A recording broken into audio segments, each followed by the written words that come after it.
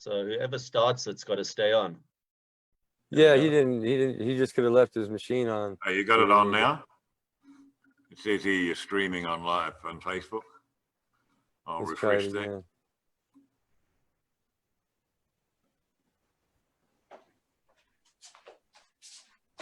Look, guys, I told you I got this. I've been through it about 4 times now. You know, it's about a 35-second process. There we go. But I'm now an executive producer. Like I was just a brand strategist. I'm widening my gap now. I feel like I'm like Oprah. It's just like not the cabal. You're So- writing your resume on it live, right on the radio. You know what I'm saying? I'm learning. I got so many notes today. The cliff notes from this thing I can sell for $200, easy. You know?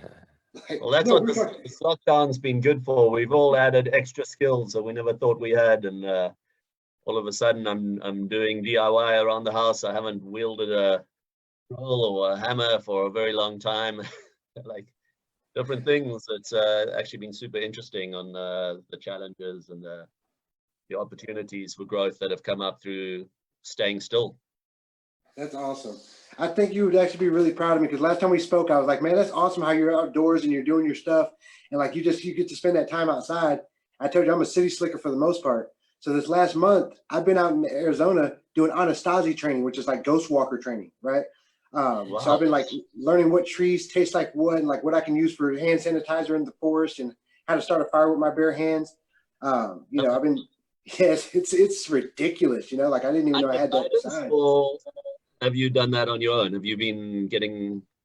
So Anastasia guy just fell in my lap. Like my mentor, I've been out there with my mentor and his brother-in-law does Anastasia. Like I've been vibrating at a really high frequency. And so stuff it's been coming.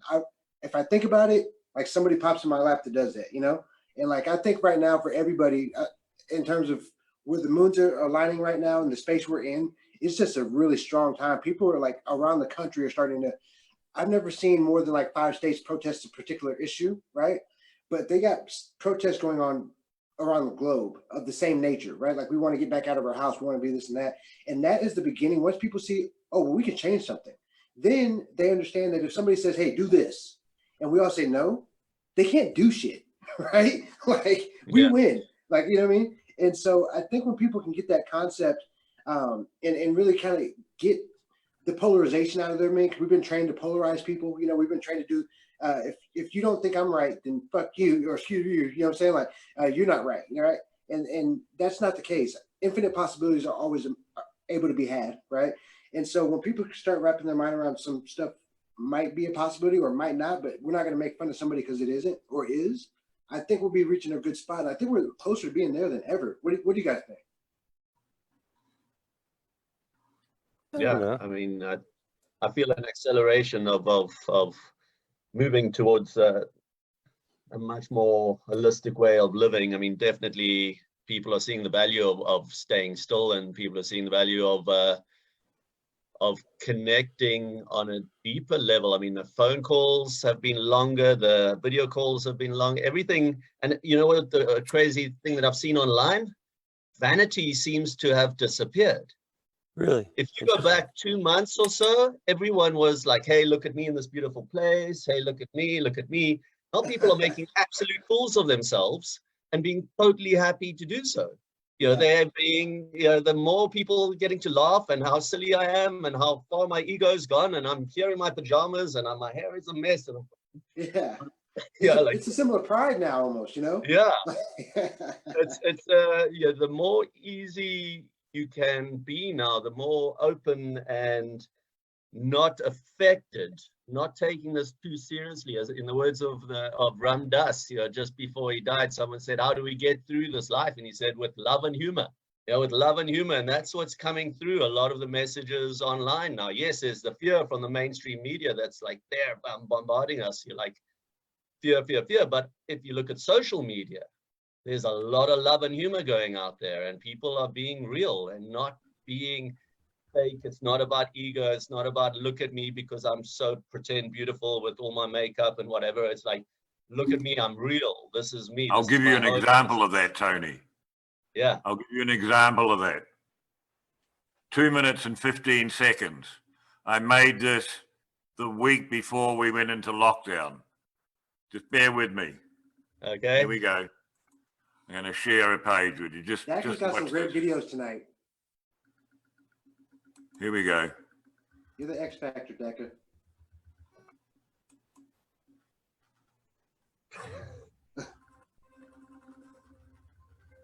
Well, welcome to Breaking News at 4:20. What's that? What's that? Hello? Are you there, Roger? Are you there? Oh, surely you've got your microphone fixed, Roger. Are you there?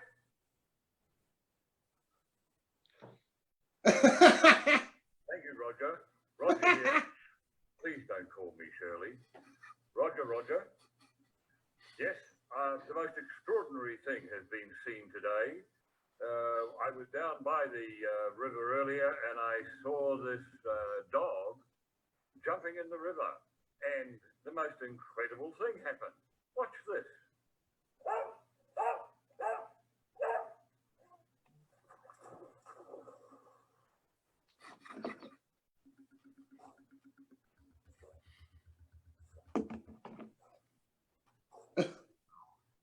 If they see you outside, Dakta, you're going to prison. You better take this offline.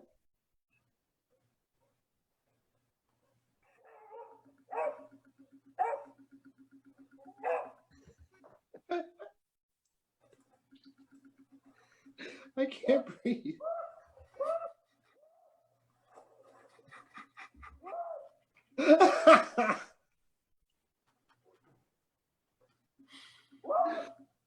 Even with the glitching, it's hilarious. It looks so much fun.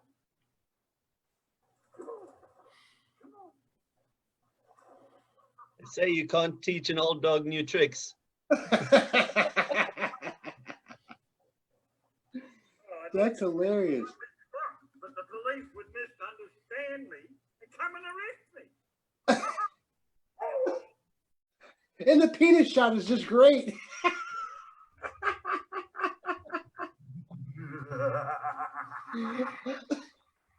Oh, old man penis. Happy 420, everybody.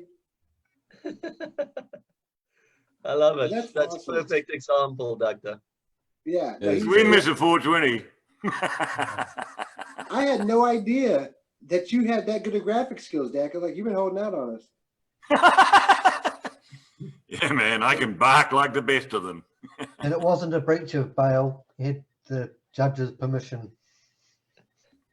I was allowed to go to that particular location by approval of the court. I got special permission to go and visit the doctor in my home district. And whilst I was there, I was able to go for a little swim in the river with You my had friend. to fall in the river on the way home. But the point you were making is that there are more people making idiots of themselves these days than we're accustomed to. And I think that's a good thing. It is. That's why I don't mind showing that, because I don't care.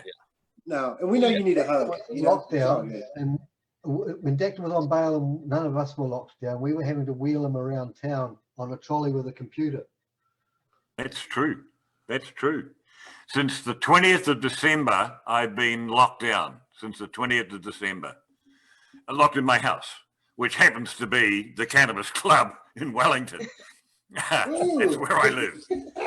I've got 1,000 square meters of space and I take up this tiny little corner. But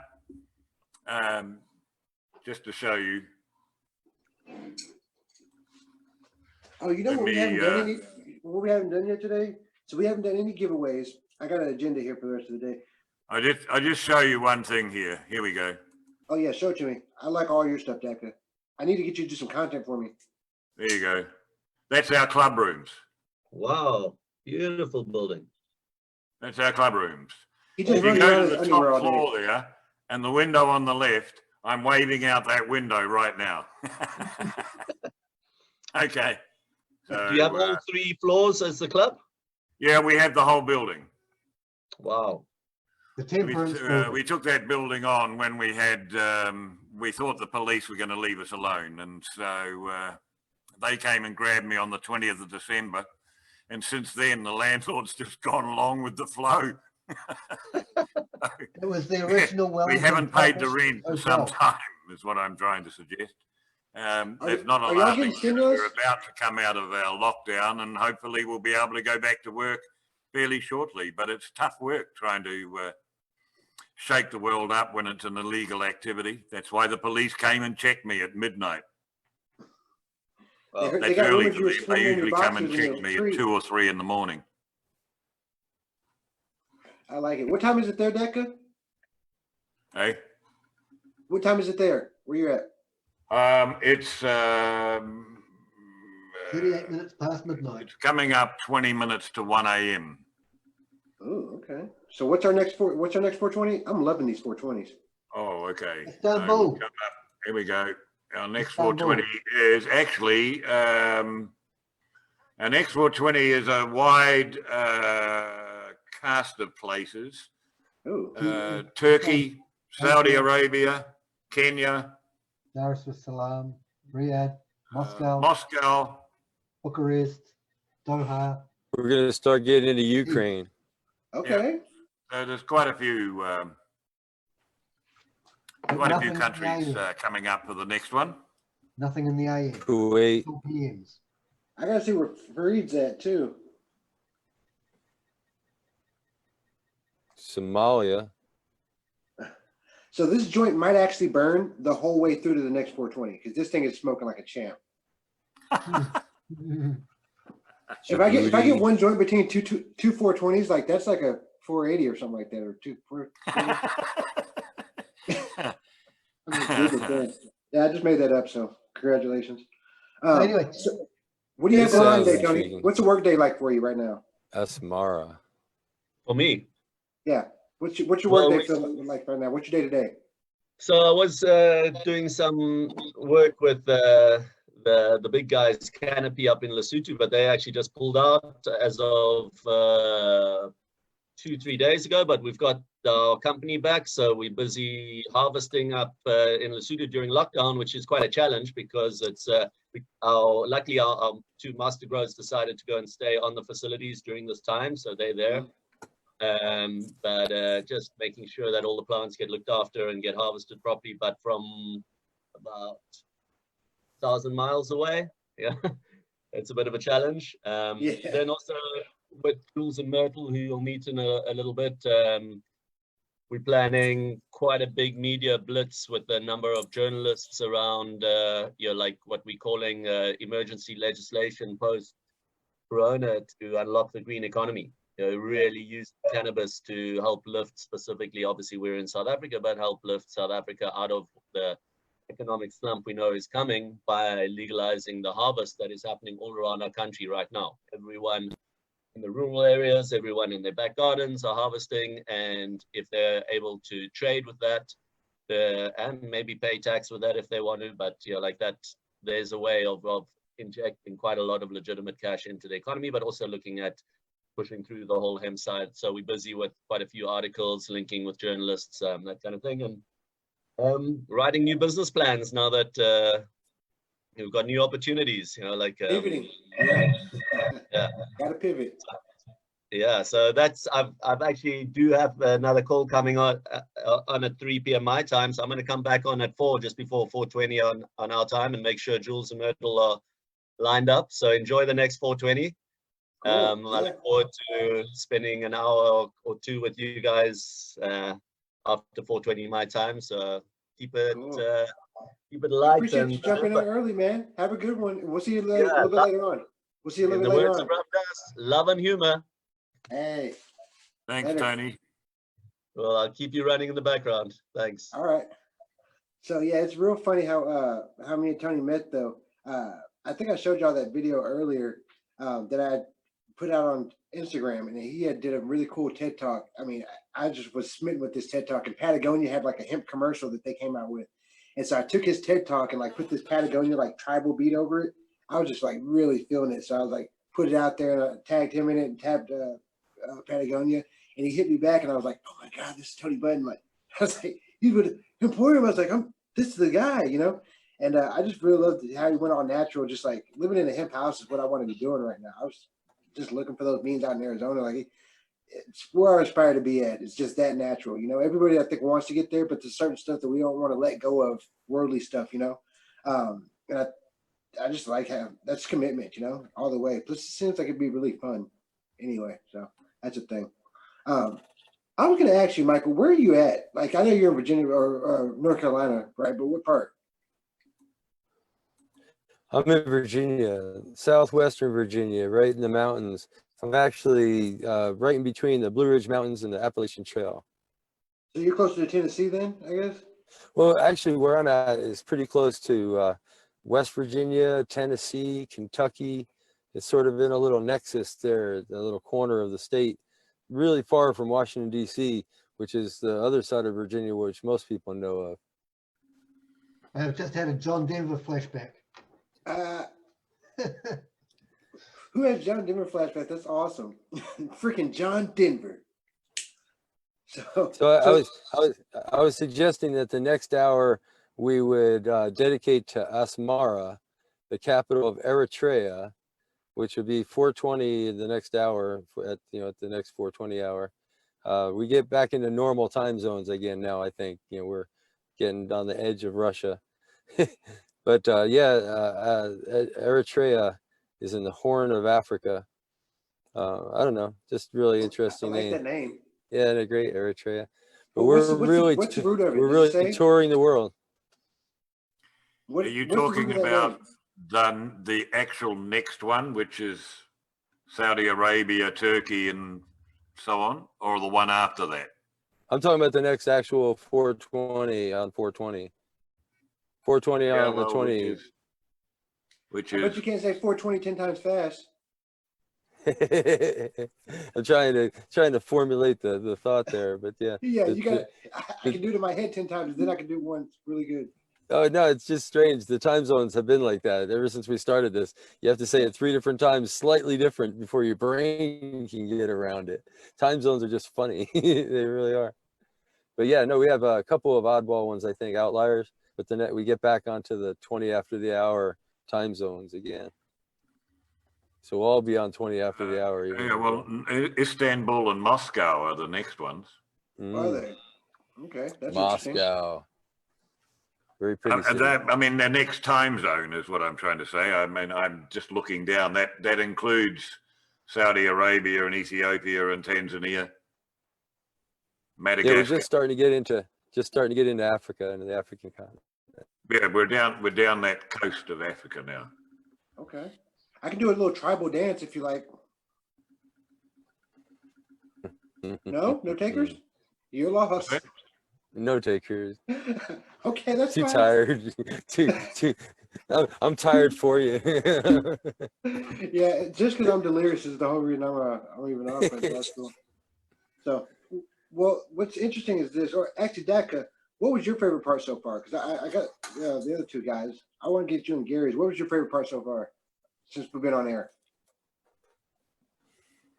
Oh, I'm just loving meeting a wide variety of different people that I haven't seen before. I can see Gary's enjoying this trip around the world. This is, it's not how I expected it to end up. It's been quite nice, this getting to know you guys as much as getting to know new people that are joining us, and this tripping around the world. I'm looking forward to moving on. Tomorrow when we're traveling through the US, I'm looking forward to that. There's, a variety of time zones there. It's working. And it doesn't matter how many people might be watching at any given time. But right now, I can tell you that if I go to my personal Facebook page, I can tell you that there are 11 people watching. I think that's fantastic. I need to restream too. That's the thing with myself is I'm so happy with the way this has turned out, just because it's way more chill. There's a lot of stress going into the building of it, which I try to ride with the flow. And so it's like, if it's agitating my flow state a little bit, then I got to take note of it. But it's one of those things where it's like, it's just super chill right now. It's just me here at my shop, smoking some J's. It's like every day, but like you're hanging out with your friends, and my friends just happen to be like the original OGs of activists, like the original activists and all the words you get to hang out with on 420.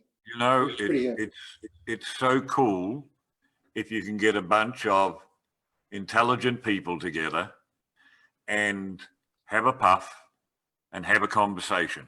We should get some intelligent people. Wonderful places. It's not much fun trying to have a conversation with dumb people, but to sit and have an intelligent conversation, we don't have to be Einsteins. Just sensible discussion about what interests us, and mostly it's about bud, and that's what we're about. It's 420, or it's not 420. A video with your, between 420. It's about to be 420. It's just been 420. We're going to have another 420 shortly. This is all about 420. Do you understand 420? I'm just proud of you for your dream coming true. Like, you just manifested that, you know? That's great. It's about 420. I thought we were crazy too on the first. I was like, there's no way this gets done, you know, but it got done. That's cool. We'd be stuffed if the earth was flat, wouldn't we? Are you wearing Olympic medal? Are you Olympian, Gary? My only regret is... Is what? What's that? You would cut out when your only regret popped up. The Pope is mad. I said you would cut out when your only regret popped up. What was your only regret? My only regret. Well, it's not a bad regret, but it's just I wish we could have done more kind of regret. There's a handful of places there, you know.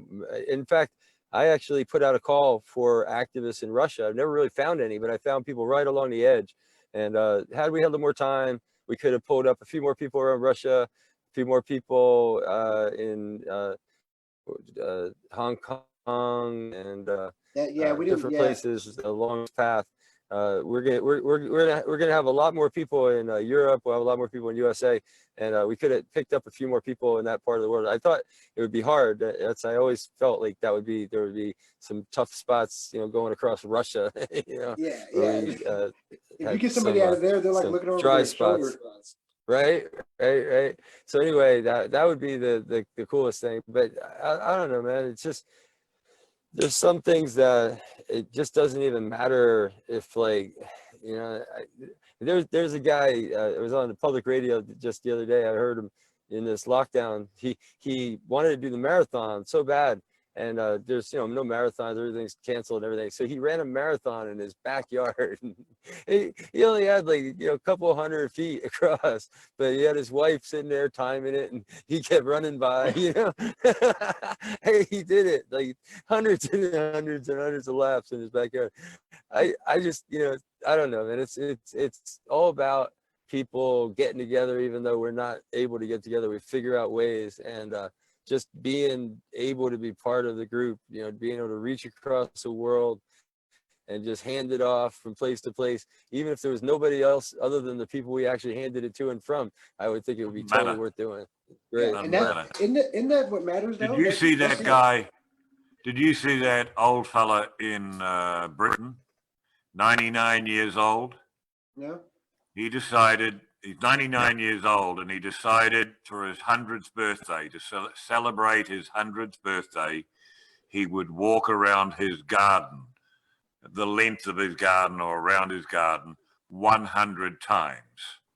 And with his family, they decided that if they could raise £1,000, they will be very happy. That would be worth him walking 100 laps of his garden. 3 days ago, he hit £12 million raised. I'm about to take a lap around my garden in a little bit here. If you guys Right? Yeah, man. Try hard to earn £12 million. It's less about the 12 million, it's more about the 100 years. You said he was 99, right? Yeah, 99, and to celebrate his 100th birthday, that's what he's done. He's raised, I'll check the latest raised amount. The money for the national. That's like a participation trophy. He raised money for He's old enough to remember how bad it was before Britain had a national health service. Yep, he did it for his for the National Health Service in Britain. Wonderful. 2 days ago, it was up to £23 million. £23 million. What? 99-year-old went for a walk. Everybody got excited by it because apparently That's was like an Tiger's thing. unusual thing. It's awesome. Oh no, that's wonderful. I Wonderful. love it. It's It great. is great. I like people getting behind a cause, period. You know, Yeah. like if anybody can unite on a cause, Captures people's imagination. boom, provokes action. You know what I'm saying? You get stuff done when everybody's vibrating at the same frequency. And it's the thing, you know? That's it. Marvelous. It's good stuff. So I was going to take a music break real quick. I got the rest of that video from my buddy, and then I got 3 more songs from Safari Reggae. He's actually got some really good stuff, man. He sent me over his stuff. So I'm going to take a little break here. We enjoyed a little bit of music. How long do we have in the next 420? 2 minutes? Oh, we wow. We have 27 minutes. 27 minutes. Yeah. Oh, that's a wide gap. Yeah, like I Okay. said, we're coming back into normal time zones again. We are coming back into normal time zones again, aren't we? Well, we're not going to Yeah. do. We shouldn't do the half-hour ones. They're awkward. They're at 10 to the hour. There are even some that are 3/4 of an hour, and I'm not even going to try and work those out. That's just far too difficult. Excuse He me. just had a video in think his it's underwear. the And he's alley talking about one. the half hours are awkward. He's like, You gotta That's stick to great, that one. man. That's great. oh, I love it. Dakta, you're Stoner the man. relativism. Oh yeah, I'm never getting off that. I can't believe man. You gotta show that back when Casper wakes up. He would love that. But, you video. know, that's Northern That's Hemisphere perfect. prejudice. That is talking about normal time zones. There's no normal time zone ever. No. That's true. Right? I don't like that bag. I don't like that whole bag, man. You know, I don't need that on me, man. I'm in a time zone period. You're in your own time zone right now. Hey, this joint's gonna make it that whole next half hour. This thing doesn't even want to light. I wrote this way too efficiently. If You you wrote buy 2 an different island, can you make your own time zone? Jeffrey Epstein did. He went to prison. You could Oh, do no. anything if you could claim it to be a sovereign state. The problem is there's not too many islands which you can secede from the country that they are part of. You never own anything because you still got to pay taxes on the land. If the That's where you go. cannabis even if you buy your own island, you got to pay taxes. if the cannabis people of Earth, if all the cannabis enthusiasts and cannabis consumers, like we talked about before, all the cannabis people really had like all their ideologies and all their political bents and everything were all aligned, we could just become the hugest country in the whole world easily. We could just go anywhere we want and just become any really, really big country. I figure we have probably about 1 billion of us, 1 billion on Earth. You know, cannabis enthusiasts, Yeah. cannabis patients, of course, cannabis users, of course, but I'm even including somebody who really loves their hemp jacket. It's like their favorite thing in the world, and they tell everybody everywhere they go that they got a hemp jacket. You know what I mean? It's like, Yeah. everybody that really loves hemp appreciates it, and it goes out of their way. You know, those are our people. I think that's a sufficiently crazy idea to be worthy of more discussion. I think The 5 to 7 question years. is, where do you take 1 billion people and say this country is ours? Didn't They can Israel keep do batteries. something like that after the Second World War? I don't think you take 1 million people They anywhere. I had think you take small USA and tribes. others, but Yeah.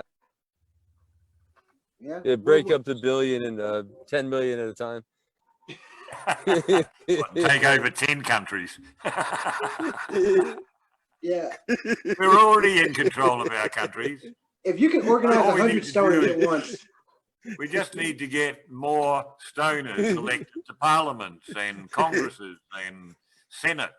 All right. well, it'll still break out into an Orwellian state, except it's going to be like CBD versus stoners, right? And like we're like trying to get rid of the stigma. People want to separate at their core. People always got to have some sort of drama, you know? And it's like they start like cloning and doing this and that. It's just a lot of factors when you start dealing with a lot of people. I think traveling in the old packs of like 150 to 175, like they used to travel like back in the day, I think that's the ideal community, but you got to get rid of all ego there, because there's no getting famous if you live in a community of 175. You know, there's like no, I'm the most popular guy here in this community of like all my family members and inbreds. You know, it's like, but we're having a great life. You need to learn how to appreciate your life and what it's worth and what you're doing. You're right. Who you're with, and famous might look different. It might be 10 generations to know your name because you know had such a great philanthropic effect on people. Ego's a motherfucker. Ego will strip a man dry, but it's also a good catalyst because you start dealing with confidence there too. It's a thin line, though. So what you do, here's an idea for you. Since it's kind of a crazy moment in the middle of this crazy world of ours, you go out there and you invent some kind of polymer thing that takes hemp and lets it grab plastic and just pull it in and turn it into something really like long lasting stuff, right? And then you go out there and you put this out in the middle of the ocean, you let it start pulling in the plastic. And then when it gets big enough, there's our country. And you just let it keep going, and it'll pull all the plastic. We'll clean up the oceans, and we make our own island. And we just start with a couple hundred people, but grow it from there, as it. And it's totally buoyant, like it's awesome. I like. I'm actually in on that plan. Like I don't hate that at all. I like that plan a lot. Yeah, like that's the new plan. Until we decide on something else, I'm down with that. You just got to invent the polymer. I have an idea that works right now, and this is, I guess, an adaptation of that. But the idea that would work right now is you come up with a barge, and the barge goes floating along and sucks up the plastic like it's got a big mouth on the front and just pulls up the plastic. You send it out in the ocean where there's a lot of the plastic floating around. And what it does is the barge uses solar power to heat up the plastic and boil it down. And out of the back of the boat comes kayaks and canoes and things that are useful, bird houses and stuff that float on the water, buoys, and they just come spit out the back automatically. I can picture all these people pulling all the kayaks as they float up. They're getting the kayaks and put them up to sell. Little makeshift paddles. The barge is coming by. That's not bad at all. Yeah. I see it in my head right now. Like it's there. Stop producing that petrochemical crap. Where'd you get that jacket at, Gary? Something useful. My suit. This is how I love that jacket. No, it's awesome. It's classic. And he looks just great in that. He's got like this who's the wizard from Tower of the Rings, Lord of the Rings. Oh, you know who I'm talking about. Oh yeah, I know who you're talking about. Yeah. I was like, in New Zealand, that's where they shot that movie. Like, I've never heard of that. Lord of the Rings. Where'd they shoot that at? The Lord of the Rings, yeah. It's Gandalf. He's got like a stoner, yeah. like a stoner Gandalf going. It's nice. That's awesome. I'm It is. Gandalf. It's I've heavenly. got something I can share with you, which is actually a photo of me with no hair. Share that. Just before you do that, I'm just going to show something for a second. I'll share this. Look at this, guys. Uh-oh, get ready for Dakta's flip of the day. Look at this one. Now there's an island that a couple made that over 27 years. That's awesome, actually. Isn't that beautiful? Is that a It's on helipad? YouTube. It's on YouTube. I can give you the link if you want it. Please do. Drop in the chat. Yeah, I will. Isn't That's that beautiful? great. I watched that story. It's a beautiful story. A couple of old people built it over 27 years. Just lovely. Anyway, your turn, Gary. Right. Oh, did it go up? No, it didn't, did it? Not yet. Sorry.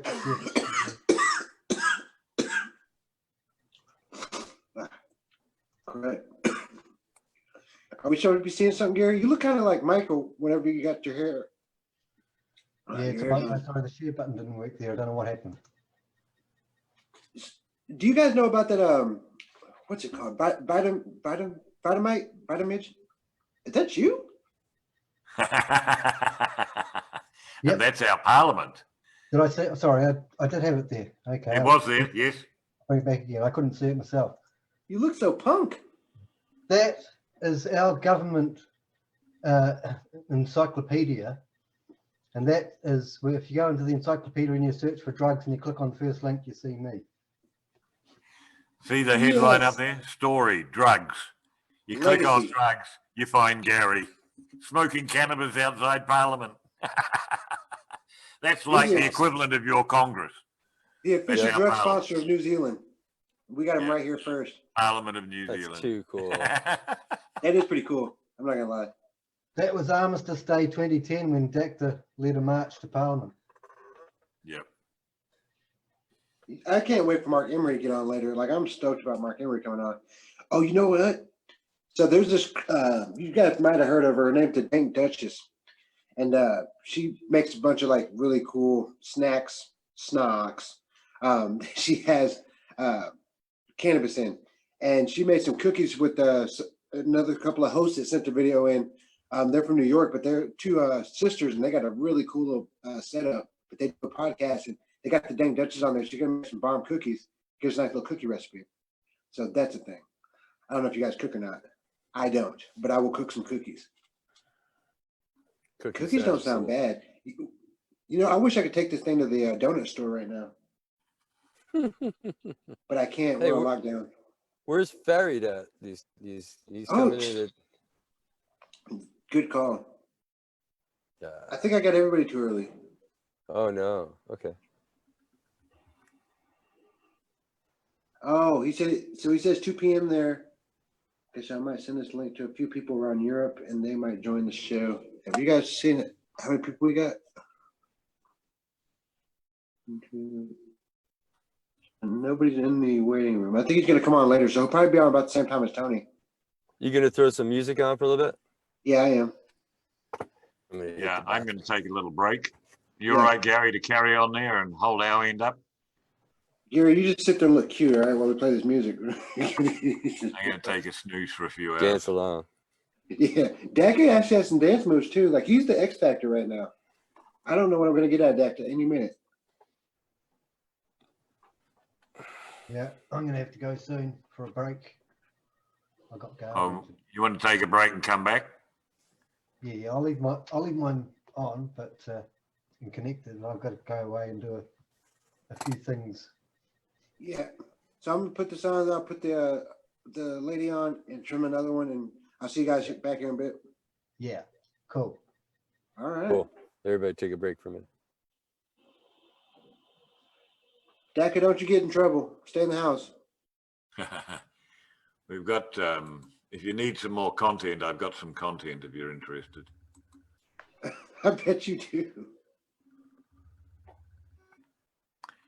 Gary talked about taking me for a walk during the summer when I was on lockdown. Yeah. I went for a walk. They took me for a walk and we went down the cable car, which is a tourist attraction here in Wellington. It was made quite a nice movie, nice little movie.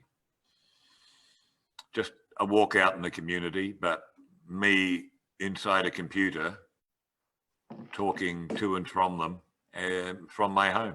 It was lovely. Oh, that's too trippy. I That's actually cool. felt like I was there. That's really cool. What is? Oh, Whoa.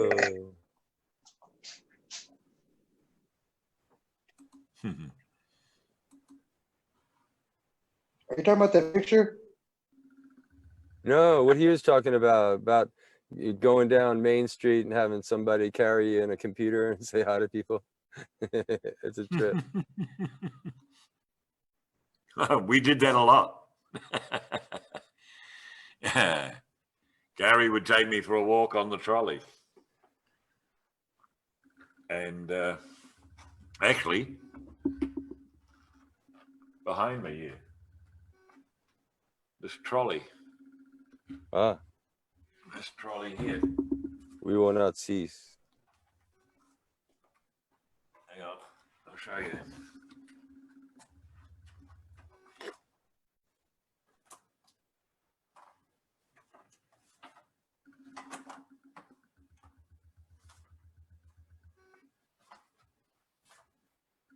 They set a computer up on here, a laptop with a screen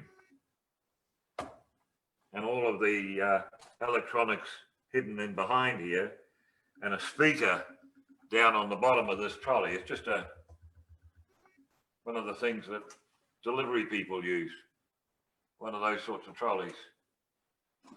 And they wheeled me around on Wi-Fi or on just connected on the internet. on Zoom. And they'd take me for a walk outside and around the waterfront. And I'd talk to people. And it was great. That's very creative.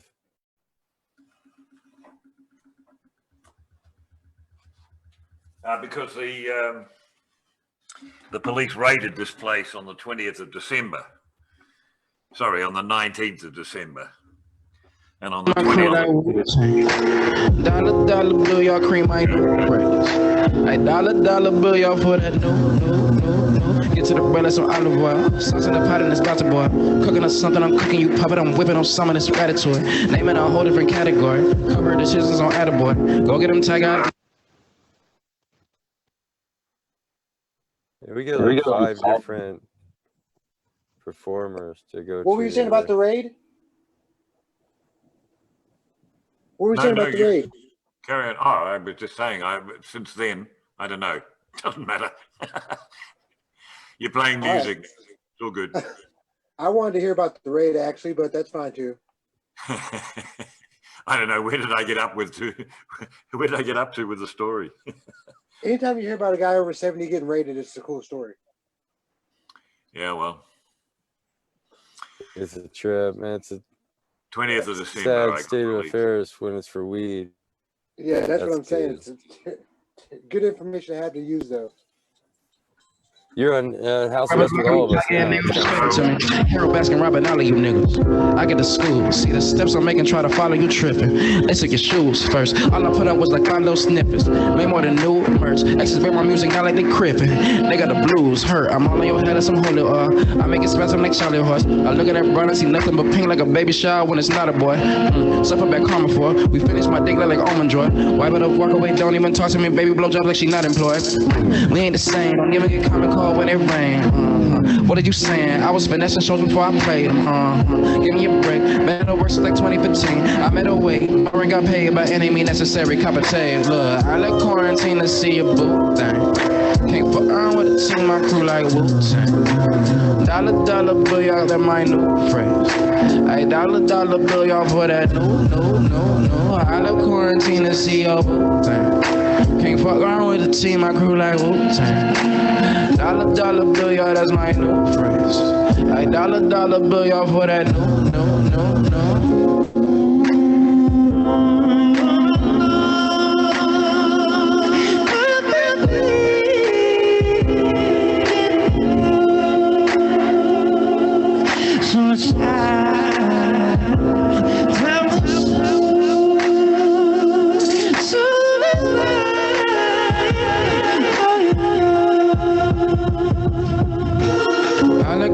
To see a boot thing. Can't fuck around with the team, I crew like Wu-Tang. Dollar bill, y'all cream my new fresh. Hey, dollar bill, y'all for that no. I love quarantine to see a boot thing. Can't fuck around with the team, I crew like Wu-Tang. Hey, dollar bill, y'all cream my new fresh. Hey, dollar bill, y'all for this no.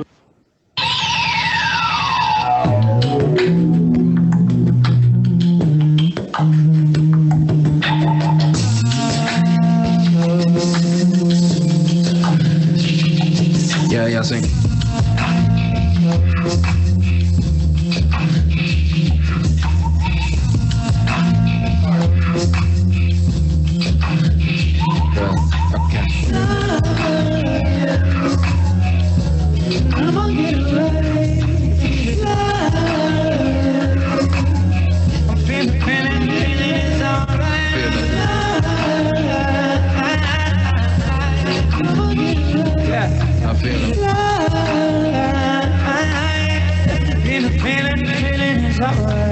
Chillin' with the fam, rolling grams, we can talk about it. Live on cam with Cam, with the man, we just talking about it. Got them business plan with the fam, we can talk about it. Chillin' with the fam, rolling grams, we can talk about it. Chillin' with the fam, rolling grams, we can talk about it. Chillin' with the fam, rolling grams, we can talk about it. Chillin' with the fam, rolling grams, we can talk about it. Lost my mind, lost my cool, got my fight. Lost control, that's my life. Feeling is alright now. to the niggas when you wanna be left alone. You know I'm missing when you don't give me God, no. I'm making it up like this belly, but I show you how to get it right. Lots of egos to man, but I always stay back and listen to both sides. Listen to sides. I make sure that when come people will know where it's sight. I'll be this in person and when the money is no longer tight. It's never lie. Say all this other rich trash. So sad. Wow. I don't like that self-reflection, so I let it sit beside. Chillin' with the fam, rolling grams, we can talk about it. Got that business plan with the fam, we can talk about it. Chillin' with the fam, rolling grams, we can talk about it. Culture is live on the cam, let's talk about it. Make it talk about it, make it talk about it. Chillin' with the fam, rolling grams, make it talk about it. Make it talk about it, make it talk about it. Chillin' with the fam. And I'm live with a course of my life, of course, from all of the water I'm dripping in. See, wetter than Rose in that door on Titanic, I'm jacking it, finna ice fishing shit. I got exes I bring up and mention their music, cause I know that I'm finna hit again. I got habits that I can control anymore, let you know what the fucking addiction is. Boy, I know that I'm chosen, I'm impetus. I was humble but couldn't commit to it. I let niggas around me tell me where I'm going when I had to make kind of shit is this. But really, I'm blaming on that medication, boy, I had to get my prescription fixed. I got voices inside my head that be talking real shit if you stop and just listen in. I was struggling with paranoia so much you'd have thought that I hated relaxing. But it turns out I wasn't all that paranoid after all, now that I'm looking back shit. But I'm leaving the past behind me, I need to keep my hiney out of the past and get off my ass. I check any nigga by chasing a bag, the pieces ahead, yeah. I don't get pressed, yeah. I just work on my chest, yeah. Need to work on my legs, my key, my foot on their neck, yeah, yeah. Get on my dick, yeah. It goes straight to my head. I might not let the nigga go paint the whole picture from all of that that's connected. Chilling with the fam, rolling grams, make me talk about it. Couch is live on the cam, make me talk about it. Got a business plan with the fam, make them talk about it. Make them talk about it, make them talk about it. Chilling with the fam, rolling grams, make them talk about it. Got a business plan with the fam, make them talk about it. Couch is live on the cam, make them talk about it. Make them talk about it, make them talk about it. That nigga JT came up with the rhythm for that hook, by the way. Melody man, yeah, that's me.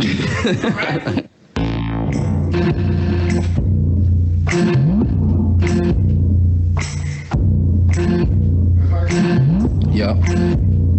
Okay, boy, I'm too sick, your chick shook to one, yeah. I don't fuck with no bitch with corona. Boy, I'm too sick, your chick shook to one, yeah. But I don't fuck with no bitch with corona. Boy, I'm too sick, your chick shook to one, yeah. But I don't fuck with no bitch with corona. Boy, I'm too sick. Chick shut to warn you, but I don't fuck with bitch with corona. I don't really want it. I don't really want it. I don't really want it. I don't really want it. I don't really want it. I don't really want it. I don't really want it. And break out for the verse. Look, okay, burn your tongue. Blow tight, it's the cervix of a virgin cunt. Put the pee in pussy camera, how was urine come? I get piggy banks the hammer like I'm Kermit, huh? Dumb, young, and restless, I make my soaps. That's a Fight Club reference, but you may not know. Niggas ain't quite on, but it ain't my fault. Boy, my steps so polished, I can paint my toes and walk it out like a usher. If you say it real shit, I probably might flush you. Wishy, watch your niggas going belly up, bruh. If you actin' iffy, he can sit with me and cut crust. That's Judas in the cut, bruh. Fill the nigga cup up. Run it over, I'm running over your duck, goose, holding one putt. Miniature figurine, that's niggas sitting in front of us, meaning literally none of you little niggas won't know. 3 minutes, guys.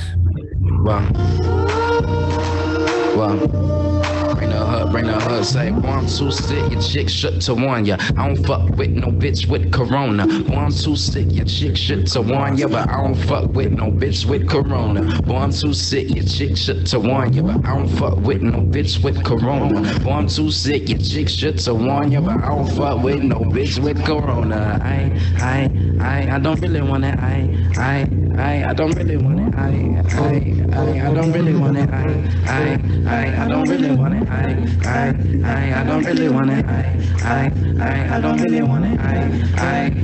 don't really want it. I don't really want it. I don't really want it.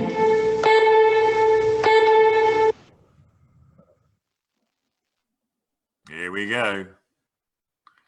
Lining it up. Those kids are good. They are good. Oh man, that was amazing. Here we go. Y'all there? Okay. Just over 2 minutes to go. Oh, where's my vape? And we're going to Istanbul, You going to Istanbul? Moscow. Okay. This right here, boy, as the smoke rings around the world, goes out to Istanbul.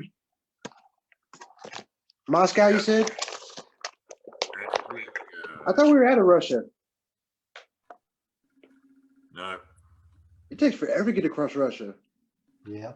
Oh yeah, it's a big. They cross what a number of time zones, but Because it's up we've at the also northern- got I'm like, are we there yet? Are we there yet?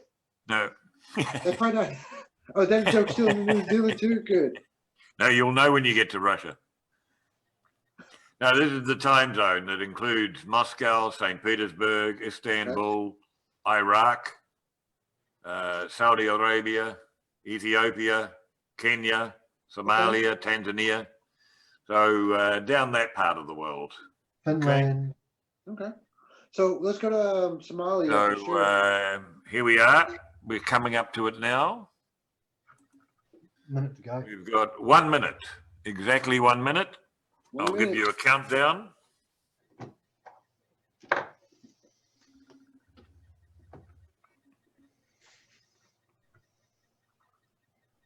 Told you this joint was gonna make it. Little engine that could.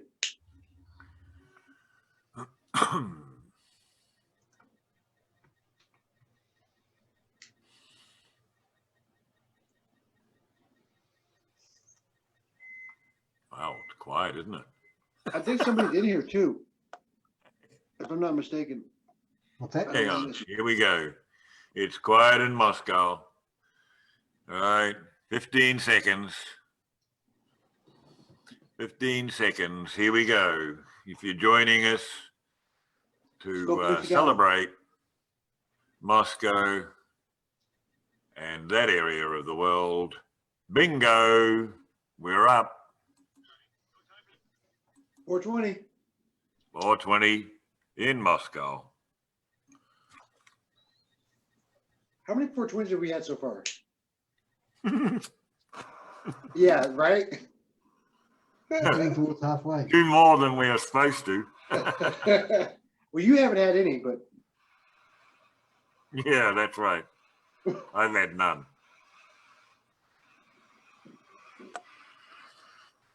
who we got here? We're another Howdy. three from Is that three free? from halfway. I'll tell you what. I need some papers. So who's cooking? Has anybody eaten anything yet? Did you hear my microwave going bang in the background? Oh, is he? I figured like you look like a good cook, Gary. I don't know why. Appearances can be deceiving. I was thinking of going and cooking something, but it's like it's 1:21 in the morning here. I feel like you use like cooking as a weapon, Dakta. Like when you get a date, like I see you with the apron on and you're just like whipping it up, and she's just memorized because you're like flipping these pancakes. Oh man, I can cook a mean treat. I can tell. I cooked a barbecue one time. I was on a boat cruising on the Brisbane River in Australia, and I cooked a barbecue. I had 2 barbecues and a big bain marie to put all the cooked food in. Yeah. I said to the crowd, there were 200 people. I said, let me fill the bain marie and then I'll keep it going. I'll keep it full. And I did. It was a New Year's Eve party on a boat. That's awesome. It was so much fun. So much It fun. doesn't sound bad. It sounds pretty fun. Cooking a barbecue. A prawn on the barbie in Australia, mate. That's what we did. Cooked a prawn on the barbie. That's funny. My Australian accent sucks. Like I've always aspired to have a really good Australian accent, and I can't get there, which means I can't get to my New Zealand accent because that's better. And so it's like I'm just giving up. Yeah, well, I'm mine's not really a New Zealand accent. It is different. Is it? But when I did time in prison Broke in off on you? California, I did tell everybody that I was from Australia, and so that worked quite well. Give the Australian bad. Is there any difference? Like Hello, I've been. Gabby. Haven't quite heard you yet, Gabby, but I see you coming on. Why did you tell everybody you were from Australia in prison? Oh, well, look, it's a thing that it's a little bit like Americans and Canadians. You sort of have a friendly rivalry between you. Yeah. And Kiwis and Aussies, you know, we're just across the water from each other. And we're, you know, we're so much the same in so many ways. And when there was a war on, we're known as the Anzacs, the Australian and New Zealand Army Corps. We're the Anzacs. So we have a friendly rivalry against them. We enjoy beating them at sport more than any other country. It doesn't matter what it is, and they're better at some sports and they thrash us, and we're better at rugby and we thrash them. Not always. But there's that friendly rivalry about us. And I was having a birthday party when I was visiting Los Angeles one time. I think it was my 30th birthday, so that's 40 years ago now. And there was a group of Kiwis that I was visiting in Los Angeles, and we went out to have a late, very boozy afternoon at a restaurant. And I get loud and noisy when I'm drunk, and that's why I don't drink any longer. And at the peak of all this noise, when the waiter came over to quieten us down, I looked at the rest of the restaurant and said, "Sorry about that, mate. It's me bloody birthday. It's us bloody Australians." Well, of course, they were all Kiwis at this table, and we just thought that was hilarious. So, and everybody, all the Americans sitting around the outside around us, around our table, they all nodded knowingly. Like, yeah, of course, they're bloody Aussies. Of course they're going to act like drunk asses.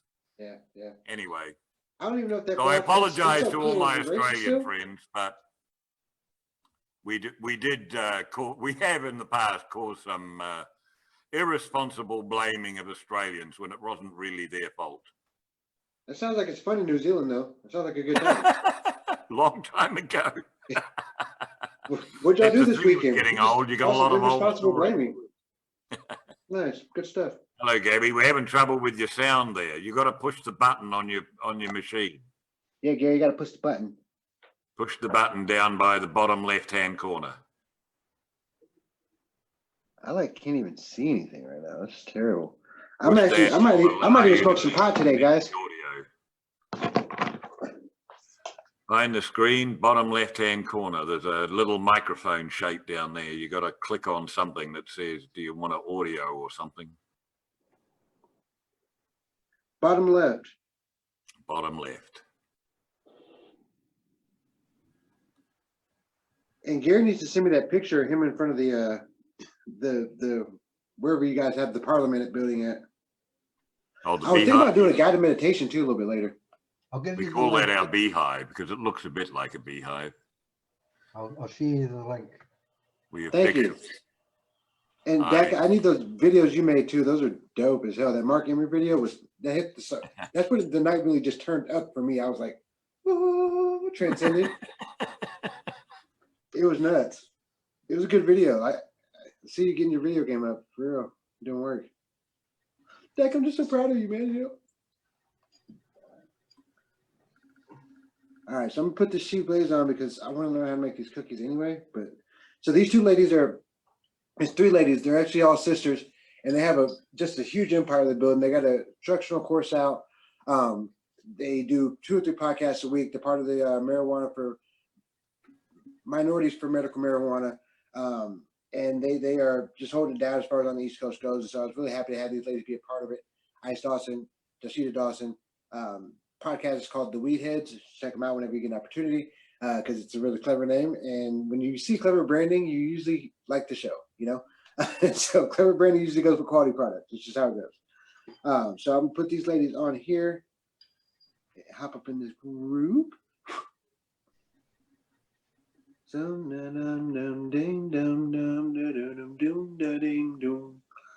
Can you hear us, Gabby? Can you hear me? Give me a nod or a thumbs up. No, no microphone yet. Bloody Aussies. The Aussies sabotaged it.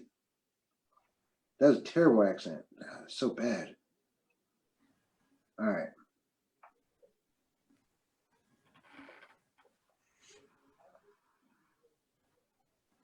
Where are we going next? Israel? Are we? I want to go somewhere nice.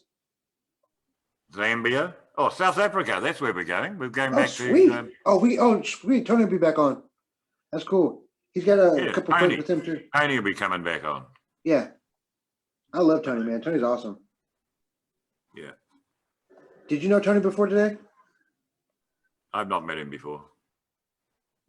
Whereabouts in South Africa? You've met him before. You brought him. Not in South Africa. I watched it. Like I said, I watched a TED talk that he did the other day, or like 2014, not the other day. And I made some backup content off of it on Instagram, and he ended up liking it. And we started hanging out. He came on my podcast January, and I hadn't really talked to him, so I was really glad he came on the show. Okay. Is this me here? Yes. You got to find a way of telling it to click the sound. Oh, which one is it? You can't. Gabby?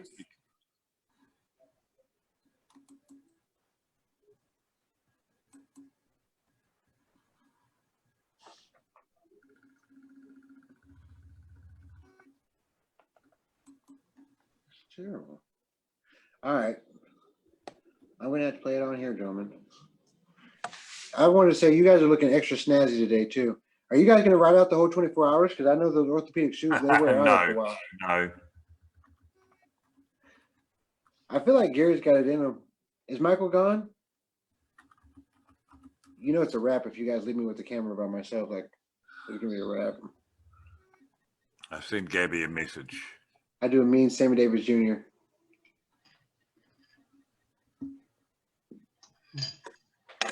Share screen. All right. Sneaking a snack. Well, we've got 50 minutes before the next one. You said 50? 50, yeah, 50. Oh, I thought we were airing up for another one. No, we've just had one 10 minutes ago. That's right. No Well, half hour discrepancy. The next one will be our 10th. I think, yeah. Total? 220. That's crazy. All right. Yeah, our next one will be our 10th. Well, that's good. That's an accomplishment. I feel really With strong. 14 to go. That's all right. We got a strong home stretch. So at the end of the day, it's gonna be real cool. We got another doctors panel, which this first doctors panel that we did yesterday was bananas. But we got it's a panel of doctors, and Josh, you're like Josh, he's one of the hosts. He has a show on E360 that will be syndicated on, and just a really fun panel for doctors, because you usually don't get a fun panel. You get information, but you don't get fun. You know, these cats that were cracking jokes. Like one of the most prominent cannabis doctors in the country was in his boxers the whole time. It was just hilarious. And so we had that coming up. Then we switched to Texas Normal. So we got Keith Strop. He's up there with Eric. And then towards the end of that, the representative out of El Paso, Joe Moody, is going to be on too. And he's a powerful speaker. I've seen him speak once or twice, actually. He's really good, especially for a politician. So that's a thing. And then coming out of that, we got Woman Hour. I packed it in. So Andrea Salas from Women's Grow. She's one of the founders of Women's Grow. Sarah Nablina, two-time Olympian. Started in Desert Storm, and now she's just a beast of a hemp grower. And then we have Greta Gaines. She's awesome too. So good. Then we got Kyle Turley from the Broncos. That's you guys' equivalent of whoever plays rugby. I like it. All right. Would somebody read me that number off the top of the screen there? 871 something or other? Which number? Never mind. You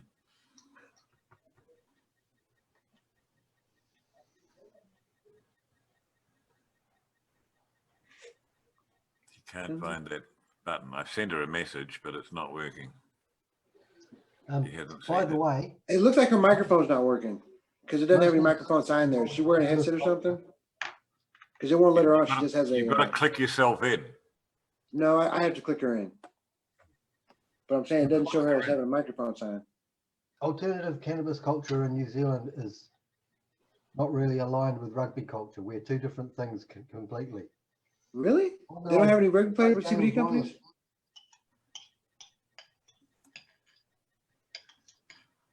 Yeah. So I can see her here.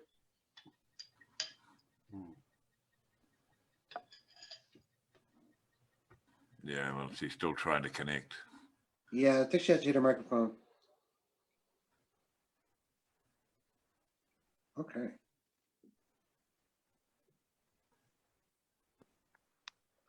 All right. And so she pops in with her in the waiting room. Oops. Yeah, Nobody so said anything. You got feedback things. There you go. You need to yeah. kill your speaker as well. You get slight feedback on the speakers. Hello. No. Ah, there you go. Hello, Gabby. Hi, can you hear me now? We can Yes. now. Wow, it is quite a technical challenge. And I'm not even up yet, because in Europe, we still have 50 minutes or whatever to go participate, but for the Russians, but obviously she doesn't want to. No. You're on live with us, Gabby, Yeah, so and we're streaming this live you are streaming this live, yes, I know. to the world. My camera, I'm sorry, I can see my camera doesn't really work as fast as I am. Hey, can you hear me now? Where are you when we're speaking to you now? Whereabouts in the world are you? I'm in Austria. Austria. Yo, Fantastic. Oh, I'm so pleased. We're meeting so many wonderful people around the world, and you're in Austria. yeah, Fantastic. in Austria. So I will wait Tell your for, speaker, your microphone's off. yeah, I know I'm online, so I will wait and let the other people who are up for 420 now do the 420, and then I will dial in again. I think I know how it works now, right? Yes. All right, so here you see you later. Okay, so you'll come back on when it's your 420, will you? Yo, yes. How long away are we there? What's your time now? 3:34. 3:30. Okay. So Right. next one around. You're up next. All right. Yes. Welcome to She Blaze special episode 420 Lovefest. And we're bringing you cannabis culture from a woman's point of view. And as always, here to elevate the cannabis industry. I'm one of your hosts, Ice Dawson, cannabis socialite. And I am Dasheeda Dawson, the weed head. Hey. Hey, weed head. And on today's episode of She Blaze, we got a special guest, okay? Penelope Hamilton. She is a master's certified wealth and health coach at Hamilton Holistic Health, cannabis educator, advisor, and patient advocate. Next one around. You're up next. All right. Welcome to She Blaze special episode 420 Lovefest. And we're bringing you cannabis culture from a woman's point of view. And as always, here to elevate the cannabis industry. I'm one of your hosts, cannabis socialite. And I am Dasheeda Dawson, the weed head. Hey. Hey, weed head. And on today's episode of She Blaze, we got a special guest, okay? Penelope Hamilton. She is a master's certified wealth and health coach at Hamilton Holistic.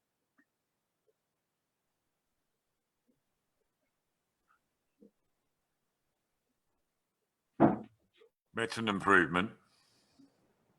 Well,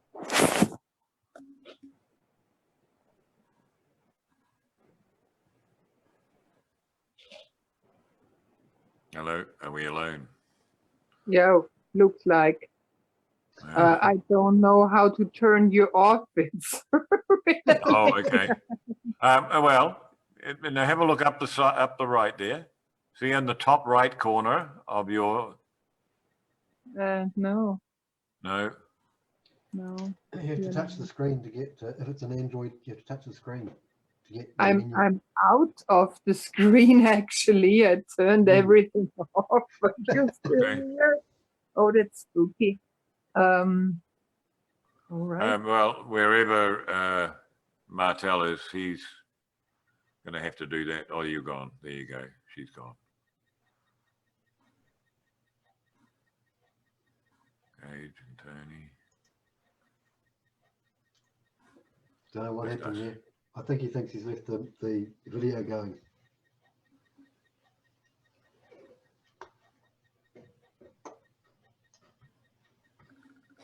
So, tell me, what's happening in New Zealand, Dakta? Well, it's us talking to the world by the sounds. Yep, we do have some viewers on Facebook. Hello to all our viewers. Thank you. Number of you on my wall on Facebook. Nice to see you here. I'm not going to be able to last the full 24 hours, but Dakta, do a giveaway. we got some giveaways, have we?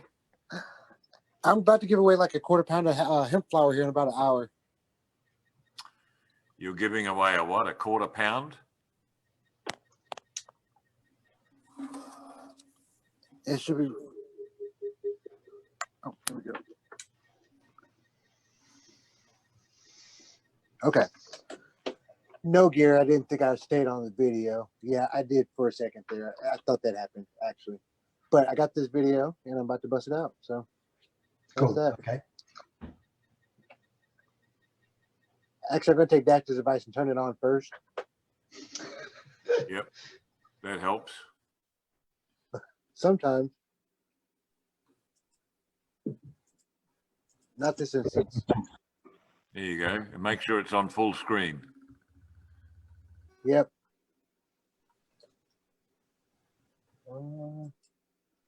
See, I told you.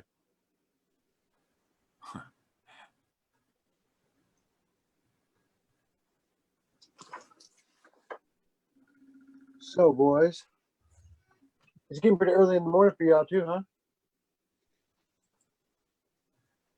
I don't know what you're doing, but it's coming to the end It's of our called day. special code. It's called special code, all right? This is it's like the Matrix, but it's better. You'll see. You guys don't do any hacking there? No hacking? Well, we can see what you're bringing up on your Google. Yeah, you can. It's not sensitive, so it's fine. I have email in here though with the video on it that we're going to see. Okay. Boom. Thank you. Well, And boom.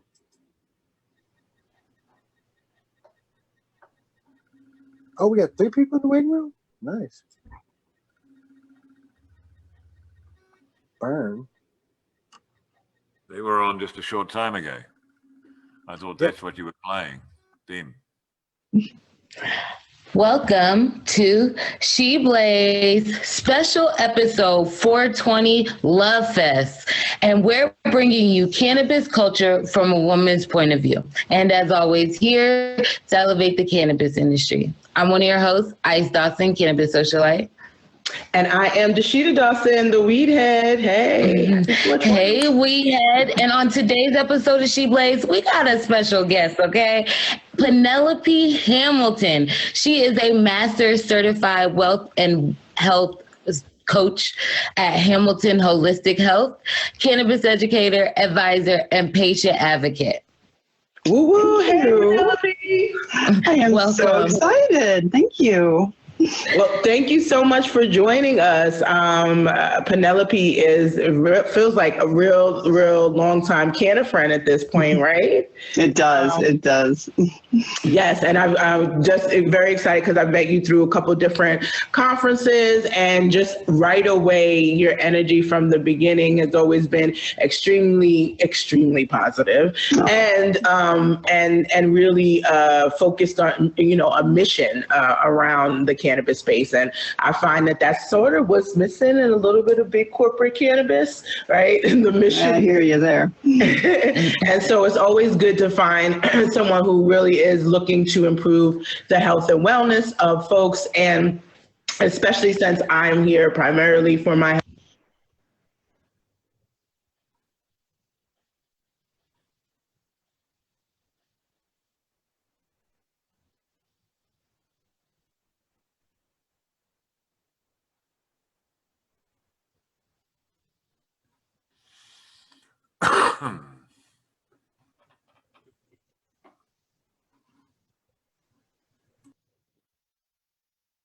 week. Now, of course, because it's 420, we're like, this is the high of 420, which is hard because we're all like stuck inside. And we, imagine that we'd probably be at National Cannabis Festival or. Yes, I'm sure we all had a lot of plans that were going on. So. Yes, doing a ton of different things. But so we first start off with the high of the week. I'm going to go first. And so you have time to think about what your high of this week or the high of this 420 holiday is for you. I'm actually going to kick things off because I honestly haven't talked about for a while what kind of flower I have been consuming. And,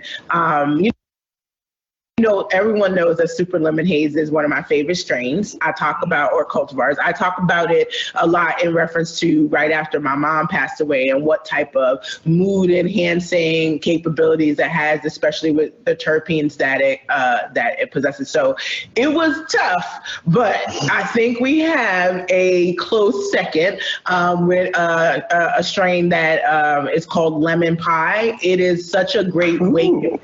Right. It's one of those that also just gets the mood going, especially when you are shooting all day long for 20 and you want to make sure you pop up the citrus. The limonene is really, exceptional. I don't think it's as good as Super Lemon Haze, but I definitely am pleased with the sort of stereotypical super sativa effects and the fact that it feels good to be here even though I'm here, right? So that's my high of the week, y'all. Well, I like your high of the week. My high of the week is just really keeping it simple. It is 420, so it is the highest of the week.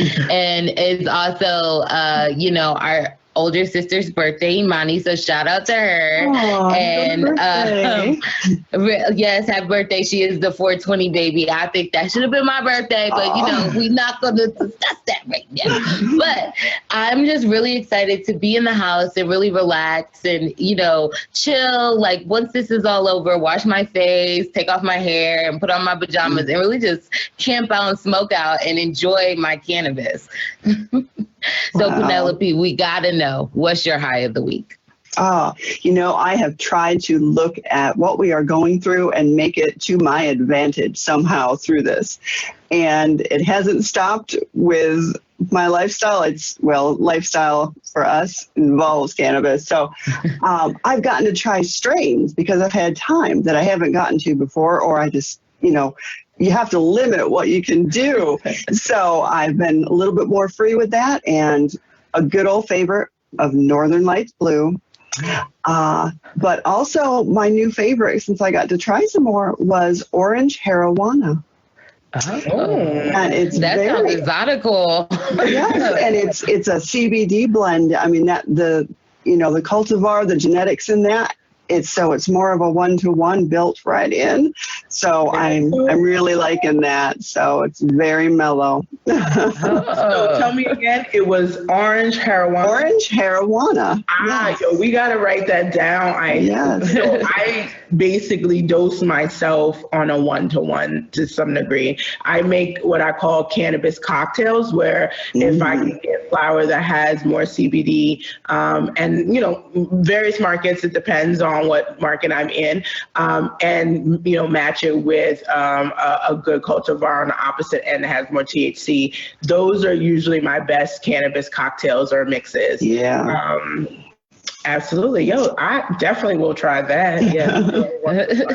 That's a good way to start the day. So, okay. You gotta definitely share in the comments, Ice, the name of that, because I'm gonna forget it as soon as we start getting into the deep of this. But I want to try that one. But apparently, if I wanted to try something like that in Massachusetts, according to the governor, it's not essential. So I would not be able to do so. I know you got some little juicy tea for us, as always, this 420. And like, what are we up in arms about? What should we be upset about? What should we be lobbying about right now?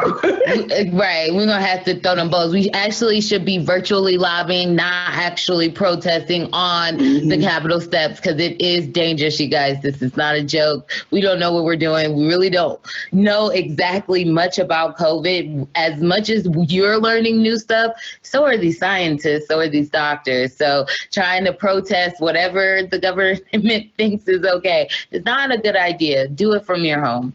And in Massachusetts, they actually did this from their home too, where the governor signed in his state of emergency stay-at-home order that recreational, aka adult use cannabis stores were not essential in Massachusetts. Now we know this is a huge tax revenue for any state that has legalized cannabis, especially if their cannabis business is just getting up and running. They haven't been doing it for almost 10 years. So at this point, you would think that because they have liquor stores open, that adult use cannabis would be essential. It is not.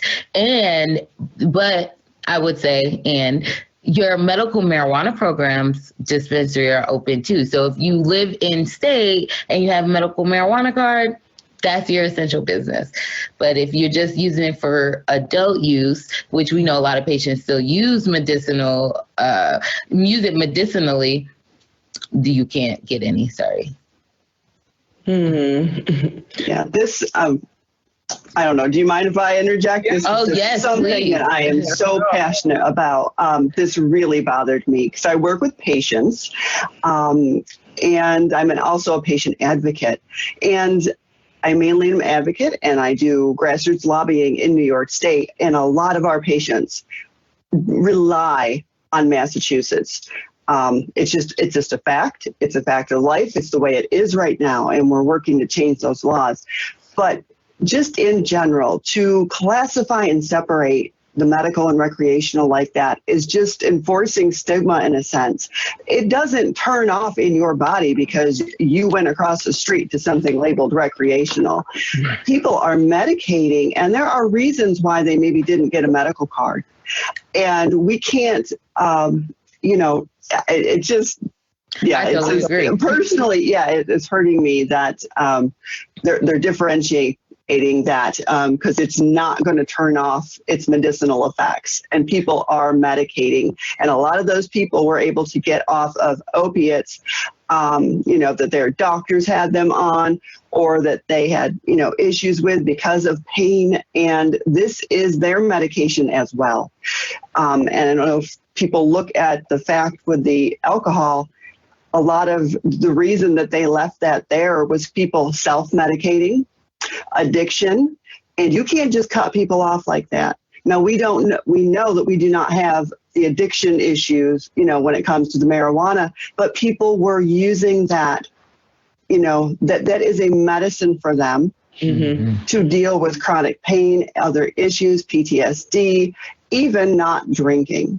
Yeah. So you just opened up a whole can of worms by doing this, and it's hurting your citizens, let alone your tax revenue. So okay. Hit the nail on the head. It's like a double-edged sword, and the ignorance is just so overwhelming at this point for me, and daunting. You call out a couple different, 3 really good points that I just want to reiterate and drive home. The New York business, let's face it, the New York medical market is subpar. It doesn't include flour. You went to sleep on them ice. Hilarious. Yes. It is not nowhere near what we know the legacy market to be in New York. And people who want to be in compliance, and I applaud them to some degree, feel better, of course, because they know they got an extra consumer protection by going across into Massachusetts and participating in the adult use market there. And so there's a loss there, right? That leads to overall revenue loss for Massachusetts, and then for the patient population, as you said.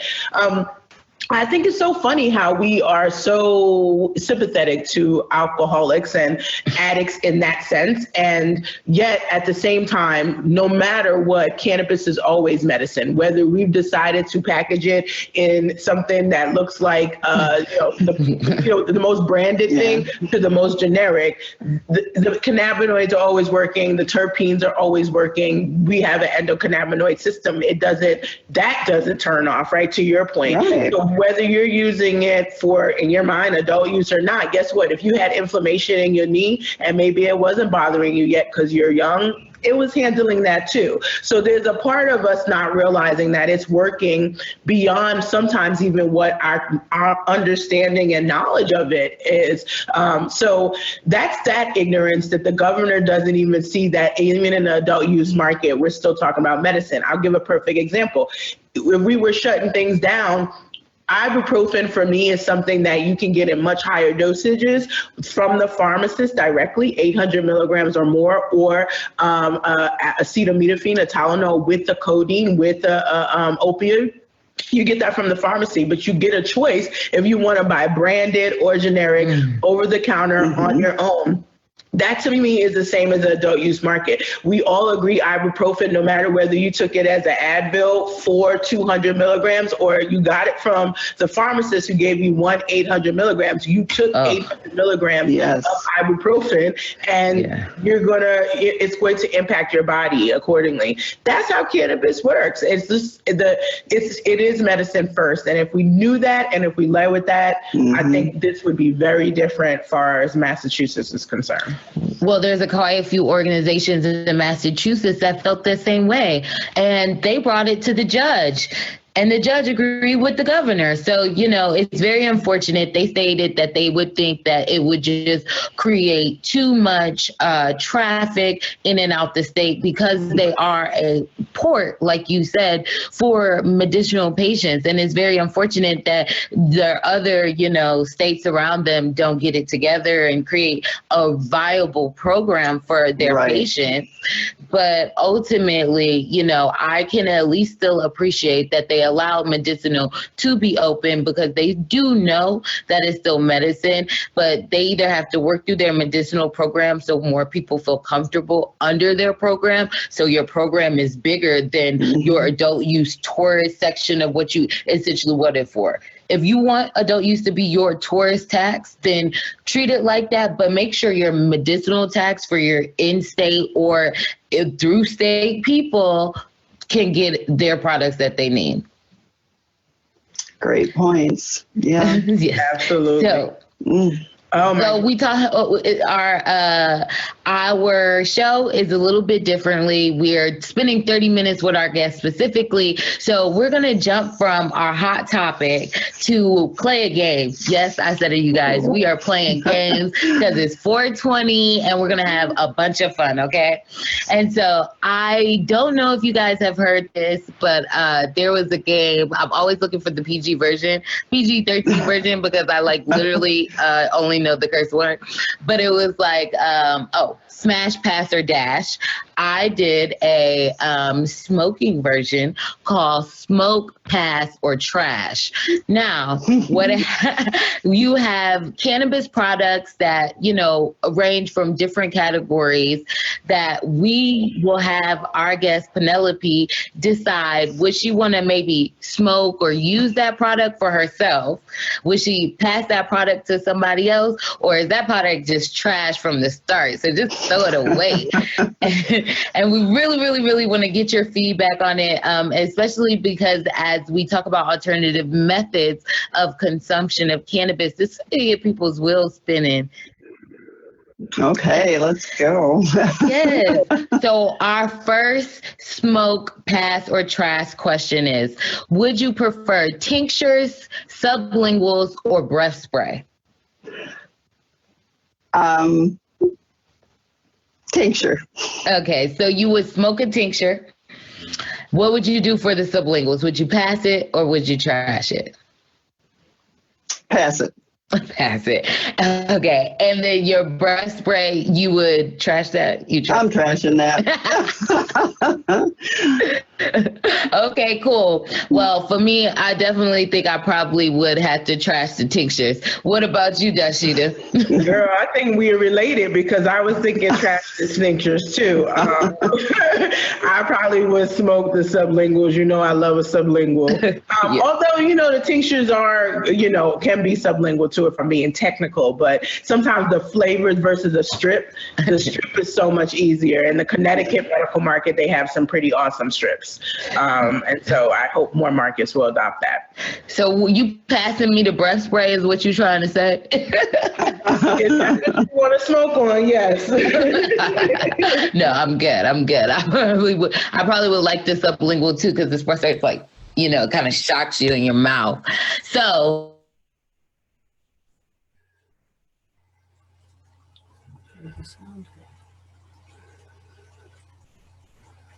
it's now streaming live on Facebook. You want to mute? Is that what you want?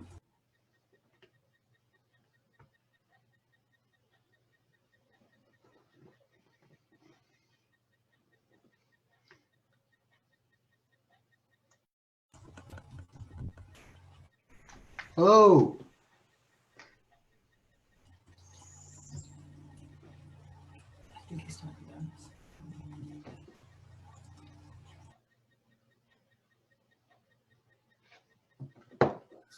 Morning. Morning. Good morning. I guess we're video and audio now. Can somebody hear us? Yep. we hear you. How's it going? It's going good. Good. Sorry about that. Apparently I'm an engineer now, so that's a thing. Martell again. How are you guys doing? Well, we woke up into a huge lightning storm, but we lived through it. Nice. Happy 420. Yay. So we've been on the air for about 10 hours now, but we went through about 2 of your videos. Three. So we saw, who did we see? We saw Dr. Grinspoon. Oh, good. Just a great interview there all the way around. You guys did a great job on that with John, J-O-N John. He was just really good interview there. And then we had the older couple. I always forget their name. Michael and Michelle Aldrich. Adorable. Like she's got to be the coolest person ever on the whole planet. That was a thing for sure. And so, obviously, you guys were patient at a time. We partnered with you guys for this event, and for good reason. Why don't you tell everybody about your platform, and just what is it that you guys do? Start with founding. Well, Mary Lynn and I got into the cannabis reform effort in the mid-1980s, and through the next decade or so, we worked with the National Organization Reform of Marijuana Laws. We were, that's a great book, Smoke Signals.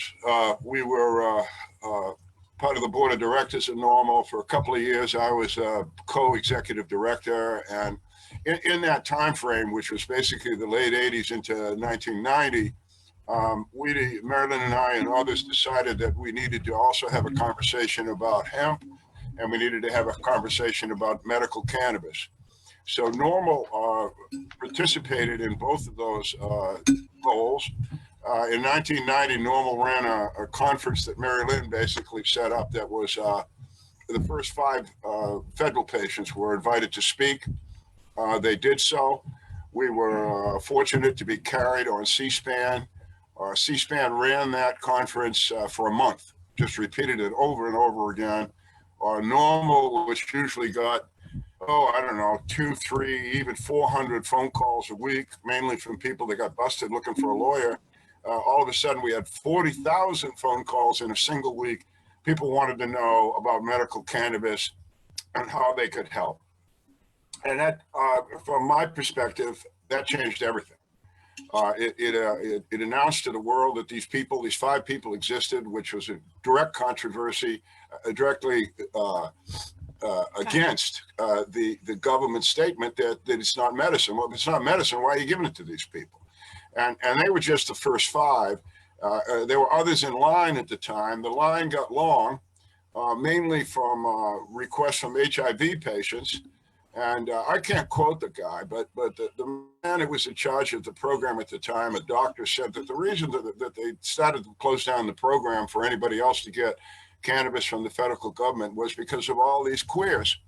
And you give them cannabis, they'll run out in the street and who knows what they'll do. They'd have rampant sex. Rampant sex. Like Rampant that was sex. You're going to have rampant sex in the streets if we gave them. I've been told that for 30 years and it's not true. Okay, exactly. Yeah, we know that too, but I'm just telling you what the government said. And so that was the excuse that they closed down this program for experimental use of cannabis. And here we are today with just 2 of those patients still left alive. The others have passed on. Heroes to me. Barbara Douglas, Corinne Millette, of course, Bob Randall, who started the whole thing, patient number 1. So anyway, we still have the same predicament. We have 2 patients receiving cannabis from the federal government as a medicine, and the same government that says it's not a medicine. So, you know, I have a T-shirt that was given to me years ago by a great guy, and all it says is, "Your government is lying," and that's it. That's the bottom line of the medical cannabis debate in the United States. Mary Lynn and I decided in 1990 the way that this debate should go, and it has gone that way, is that we would use science to prove our points. They don't use science, they have an opinion. Opinions are easy. I can have an opinion. It doesn't mean it's right. The government has an opinion that is definitely wrong. And you know, if we all know the rules, I don't know if everybody out there in the audience knows, but this federal government actually has 2 patents on cannabis as a medicine. One is a neuroprotectant, and what's the other one? It's a patent. It's a neuroprotectant and it's an antioxidant. Antioxidant is the other one. So here we are. We have the government. It's a medicine. It's good for neuroprotection, but it's not a medicine. It's not good for me and you. It is absolutely insane. Here's another thing that bothers me greatly, and that our federal government has a policy of medical treatment for veterans by geography. If you want to think of it as zip code, go ahead. Either one, it works. And what I'm talking about is since 2010, Veterans for Medical Cannabis Access, which I co-founded and Mary Lynn is on our board, we got the VHA, the Veterans Health Administration, to issue a directive in July of 2010 that said, I'm paraphrasing, but this is what one sentence said: cannabis shall be treated by our professional healthcare people in the VHA as a medicine because it is. This is the VHA. This is the largest healthcare operation in the world. Their organization is run by doctors. The doctors say in the VHA, cannabis is a medicine and it should be treated as such. And it is, if you live in the right place. And that's what I'm talking about when I say medical treatment by geography. If a veteran like myself lives in a state like Florida, where I am, which has a legal cannabis program, then I can legally obtain cannabis from my state and I can go to my VA facility and I can say, I got a problem. I'd like you to help me with it. And I do take cannabis as a medicine, and they say, okay, I'll come on in. We'll fix it up.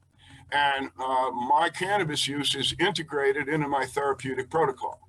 However, if I'm a veteran and I live in Kansas, and I have the same situation where I have a problem, I use cannabis. I go to my veterans hospital in Kansas and tell them I use cannabis medically. They tell me to leave, get off the grounds. Don't come back for a month. And when you come back, be clean. Don't use cannabis. Go away. Well, and this is all the federal government. I mean, the fact that the federal prohibition and the VA operates under that, and back in 2010, when the head of the VA was trying to fix it for veterans, the best he could say is the veterans had to get that okay from a civilian doctor, and then the VA docs would honor that. Made it very, very confusing, obviously. Well, the thing I want to go back to, I'm a veteran. Depending where I live, fought for the whole country. I didn't fight for Florida or Virginia or Kansas. I fought for the United States of America. Hold on, we got a 420 coming up, don't we? 12 minutes. I did it for 24 years, and depending where I live, I can get adequate treatment because I know that I need cannabis for my post-traumatic stress. I know I need it for my pain. My brothers and sisters all over the country know it as well. But again, we have a federal government. This is an incredible medical experiment, if you think about it. They're taking injured, wounded veterans, military veterans of the United States, and some of them get cannabis and some of them don't. Now, I don't know any other medicine that the VA prescribes by my zip code. So if nothing else gets to anybody on 420, I want you to take this message and try and do something about it with your elected representatives. Make them aware that depending where a U.S. veteran lives, he or she lives or dies. And I'm not kidding about living or dying. Far more veterans die today, 420, in the United States by suicide than died in any day in the Afghan war, any day in Iraq, Iran, anywhere these guys have gone. Every day, more people die of suicide than die from combat. There's something wrong with that. And the thing that's really big wrong with it is our federal government will not treat my brothers and sisters correctly. It's unethical, medically, totally unethical. And it's also immoral. And I don't care what side of the flag you're on, it's immoral and it should not happen. So please take that message to your politicians that this totally wrong policy of our federal government be corrected. Now, here's the message I want you to understand about what I'm asking you to do. This decision by the VHA was made by medical doctors, PhDs in research and science, registered nurses, people that have spent their life in education and in treating. And they know what they're doing. And then we have the people that are making this law where my brothers and sisters in Kansas can't use cannabis. And you know what? No, they're not doctors. They're not nurses. They're not researchers. They're cops and lawyers. They don't know shit. And to have those people stand up and practice medicine, I think it's against the law. There's a law. These guys that are cops and lawyers passed it says if you don't have a license, you can't practice medicine. These are the same guys that are practicing medicine. So I want to give a quick warning. Oops, hold on. All right, better now. So I want to give a quick thing, and then I got a really challenging question. We got about 10 minutes until it goes. Hey Tony, how's it going? And so I wanted to know what you use on your hair, because it's long and flowing, and it's just so dynamite, and I don't have any, so it's just bad. And so I figured that's key for me. That's pivotal. I was actually born on Pendleton. These are the important questions of life. They listen, it's 420. We're going to break down the real stuff. I don't know if you guys are ready to handle this or not, but we're breaking down some real stuff today. All right. And in addition to that, I was born on Camp Pendleton, so the Marines are obviously very close to my heart as far as it goes. If somebody wants to donate to your cause, what's the process and what do you guys do with the allocation?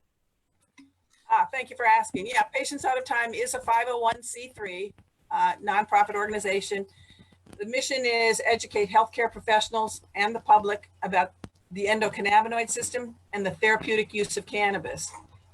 We certainly would love to have members. The website is patientsoutofTime.org or medicalcannabis.com.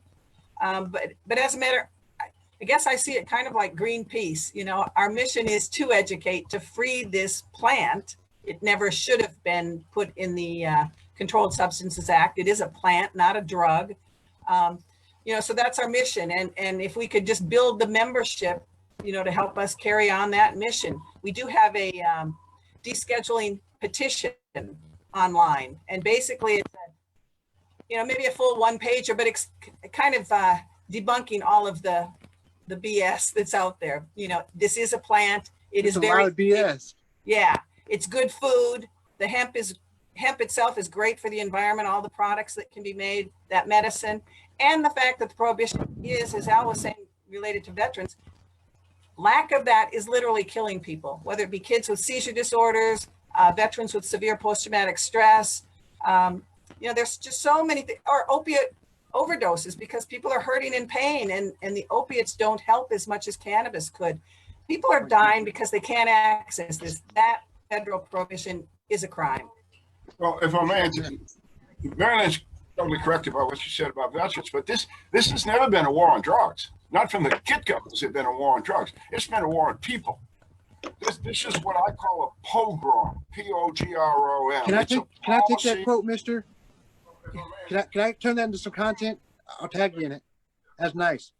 People. It's a war on certain people. It's designed to control. It's obvious if you do any look at this at all. People of color have been way abused in this effort. People, yeah, of course it's money, man. It's money and control, and it's a bias and a sickness that sits in our society. And until we get rid of this war on people, we're never going to be a good country. You can't be a good country if you're locking up half of your folks for sitting in their living room smoking a joint. It's ridiculous. So this is a war on people. It's not a war on drugs. And if you're a person, and this war is still going on, I don't care at what level you're in. If you're totally not involved in it, you are involved in it. It is affecting you. It affects you financially. It affects your social contact. It affects our society in a very negative way. Now, let me ask you guys this. Oh, I'm sorry. I didn't mean to cut you off. Did you guys bring anything to smoke today? Did you bring anything to smoke today? Of course. Oh, I didn't know. I have smoked medical cannabis. Since my sister introduced it to me in 1971, I've smoked virtually every day. If without smoking cannabis, I have no idea where I'd be. Smoking. We have 5-minute countdown. Yes. Tony, are you going to lead us for the South African? Please do. This 420? is Tony's 420. By all means, speech. South Africa. All righty. Yeah. Good on you. Tony's in South Africa, guys. Just so you know. This is Tony I with know we go around the globe. We were trying to figure out which country we'd be in. Yeah. Well, give somebody else a chance here. Yeah. Tony, you have the floor. We're streaming this live. So lead us into the South African 420. Yes. Well, much respect to you, Kiwis sitting there still up and at 'em. It's must have been an amazing day so far, and yeah, to have this streaming through the world and everyone plugging in and sharing knowledge and sharing advice and joy, and just as I said earlier when I touched in, yeah, again I'm going to bring it up, is you know, one of Ramdas's last little excerpts on when he was asked about a month before he passed how we get through life, and he said with love and humor. And I've seen a lot of love here, and I've seen some humor too, and yeah, people have a love for the plant, and through the love for the plant, they get a lot of love for others as well. I find that's been the cannabis's greatest influence on my life, is the extreme amount of empathy it brings into it. For some reason, every canophobe, every canophyte, should I say, everyone who loves this plant seems to care deeply, not only for others, but also seems to care about the environment. I don't know what it is about the plant that brings you into that that field of compassion and understanding and wanting to look a bit deeper. But I think, for me, it's had a major impact on my life ever since I first discovered it. Both, as starting out as a recreational here in South Africa, we grew up with it being prolific. Even during apartheid, we didn't get a lot of other stimulation, but the plant was still there all the way through. It's been traditionally used on the continent for at least 1,000 years, if not more. And we've actually found a lot of pre-colonial writings from Portuguese explorers who came through saying that the Bushmen, the San and the Khoi Bushmen were using cannabis before any white man ever set foot on this continent. So it's part of our cultures here. It's part of our landscape. And it was oppressed like anything during apartheid. We have someone now really trying to exhume about 25 Zulu warriors who were hanged for protecting their fields against the apartheid government when they came to spray the poison, because we had a system here where they were funded by, I think mostly it came through America, unfortunately, but to destroy the fields with Roundup, with glyphosate. And this has been, luckily, a friend of mine, Ricky Stone, who's a lawyer, he managed to stop this as late as last year by sending them the instructions on the side of a bottle of Roundup that said things like, you have to give everyone protective clothing, you have to warn everyone in the area that you're spraying, you have to get all animals out. And just that saying, you guys now know what you're doing, has changed the lives of a lot of people in the rural areas who for years were getting bombarded, terrorized by helicopters coming over and spraying poison, not only on their plants, but on them, on their food, on their animals. And it's so great to see the advancement over the last little while in this country. You'll meet a couple of years coming on in a little while, Jules and Myrtle, freedom fighters of note for this plant, and we succeeded in the Constitutional Court 2 years ago to win the right as adults to use this plant at home, to use this plant for private use for all adults, which has been amazing to see a major decrease in the arrests of people at home, and the major recognizing of a right for us as adults to choose what we put in and on our bodies, especially in our personal space. So in that spirit, this is I love it. a shot in my garden, some lovely Swazi Kush cross, that as we go now, it's 4:19. Yes. Yes. About to be 4:20 on 4/20, 2020. 10 seconds. I just want to thank the plant. I want to thank the community out there. I want to thank, I'm sitting in a hemp house, my feet on a hemp carpet. I'm wearing hemp. I had a hemp smoothie for lunch. I woke up under hemp. 420 people. 420 South Africa. 420, 2020. Let's go. So, yeah, let's light it.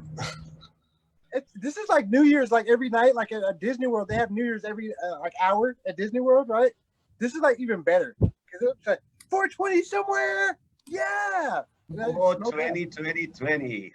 Oh man, it's just so dynamic. It's awesome right now. Seriously. Farid, how's it going? Hello. How's it going? 420 also in Paris, so I'm happy to share with you. And I'm not allowed to smoke inside, but we are in confinement, so. Really good to see you, man. Awesome. What have you been up to up there? Well, actually in Paris, you mean there is a very hard laws in France, as you may know. And I listened to Hal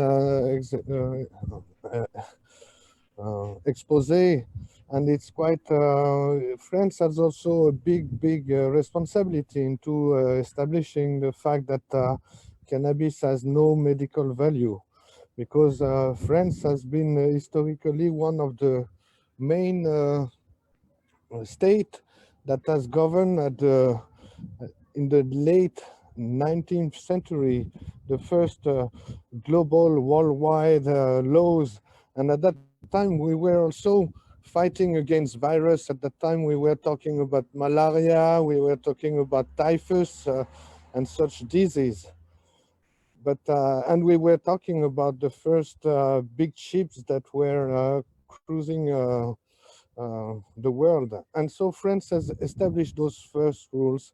And until now, I would say a lot of the big propaganda around the world is surrounded by the French way of thinking. For a long time, someone who has been the disciple of Henri Anslinger, I mean Gabriel Nahas, the Professor Nahas, was one of the head of the doctors that were trying to show that cannabis has no medical value, and it was very successful to get the support from diplomats that have no clue about the science, but they were making political decisions, and we are still locked down in those political decisions.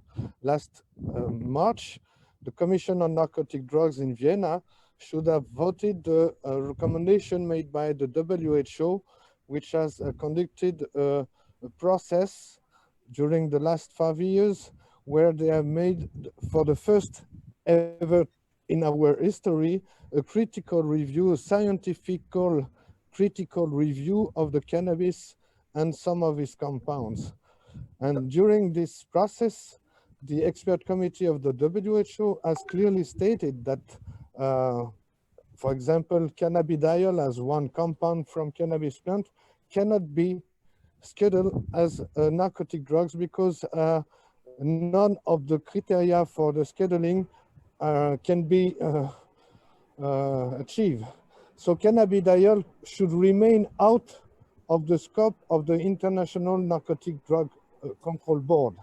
And that's quite a good news. And in the same time, the WHO has also tried to make the current scheduling more coherent. So they have asked, for example, for the withdrawal from the psychotropic convention of the THC and to put it in the narcotic drugs scheduling. And so until now, since March, we are waiting for, since last March, I mean, 2019, we are waiting for this Commission on Narcotic Drugs to vote on those recommendations. There's a couple places that have some bigger votes coming up this year.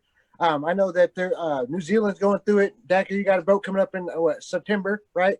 You guys got a vote coming up. I know I vote for me having your beard and then your hair. Because if I had both of those, right? If I had Al's hair and your beard, I would be the sexiest man on the planet. And so it would be undebatable. And so that's the thing too. I just want to keep that in mind with 420. You know, moving forward, and Tony, I know you were gone just now. So moving forward, I want to get his beard and his hair, and then I'm just going to look really sexy. And so that's just that's it moving forward, you know. So just so everybody knows. I'm sorry to tell you this. I'm sorry to tell you this, but none of that's going to make you sexy. Hey, whoa. Calm down over there, all right? We don't need to do that negativity. You sound like the government right now. All right?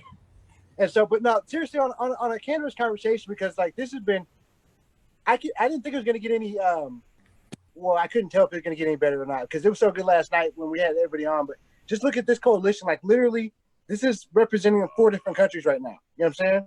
Like between six frames. Look like every other Zoom I've been at. Oh, that's brought good. your little Oh, that's friend good. along. Oh. But like every other Zoom I've been on, like the whole time we've been on lockdown, has been all the same country. You know, I might have one person from a different country on there, but this is a diverse panel we got right here. We've right actually now, right? got four continents, or 3 continents and New Zealand. Who's doing that right now? You know, like nobody's doing that. And I'm incontinent. That's why I'm going to the toilet all the time.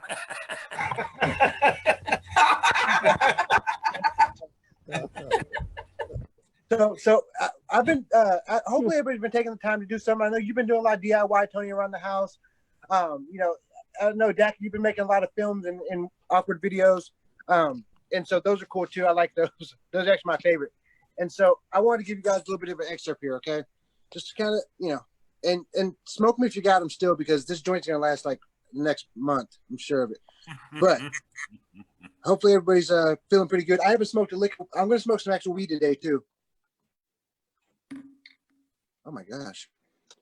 Hey, Tony, can you tell us about what the Supreme Court said about growing cannabis in South Africa? So yeah, the Constitutional Court basically, there was an application done by Russ Gareth Prince, who's a Rasta lawyer here, who qualified as a lawyer, but then was not allowed to be admitted to the bar because he had a criminal record for cannabis, and he admitted openly that he was never going to stop, even if he practiced. And he took the first time in 2003 to the Constitutional Court to ask for Rastafarians to have the right to be able to use cannabis. And he lost out. It was 5-4, 5 judges against 4. And the only reason he lost then was what he asked for was too narrow. You see, South Africa has got a very human rights-based constitution at the moment after apartheid, one of the most human rights-based constitutions with the most rights. And they said, we can't just give Rastas the right to smoke. You know, if you had asked for everyone, we probably would have given it to you, but we can't just give a certain segment of society the rights and exclude everyone else. We'll find a way So then around he took it. it back. When they start doing that? Yeah. No, there was a bit of a slap in the face after going through that whole process, but he took it back in 2017 to the High Court on an application because he was caught again. And he still had never practiced as a lawyer. And he won, and I kind of knew, basically, I was an expert witness in that trial. I knew which way it was going to go because we had a fairly liberal judge who said one day to the state prosecutor, he said, so are you telling me that if I go home today to my couch in my house, my private space, my sanctuary, and instead of my usual whiskey, I decide I want to have a joint tonight, that you as the state should have the opportunity to kick my door in, drag me away, terrorize my family, you know, drag me away in front of my neighbors, everything, throw me in jail, give me a criminal record, I'll never be a judge again. Do you think that's right? And the prosecutor said, yes, that's the law. He said, I know that's the law. What we're here to decide is that the right law. So he ruled quite interestingly enough just on the right to privacy. And we wish he had gone further, but he actually was very careful because judges, if they prescribe to Parliament what laws should look like, they can have their judgments overturned quite easily. He said, it's not my space as a judge to find every place that our current laws are not in alignment with the Constitution.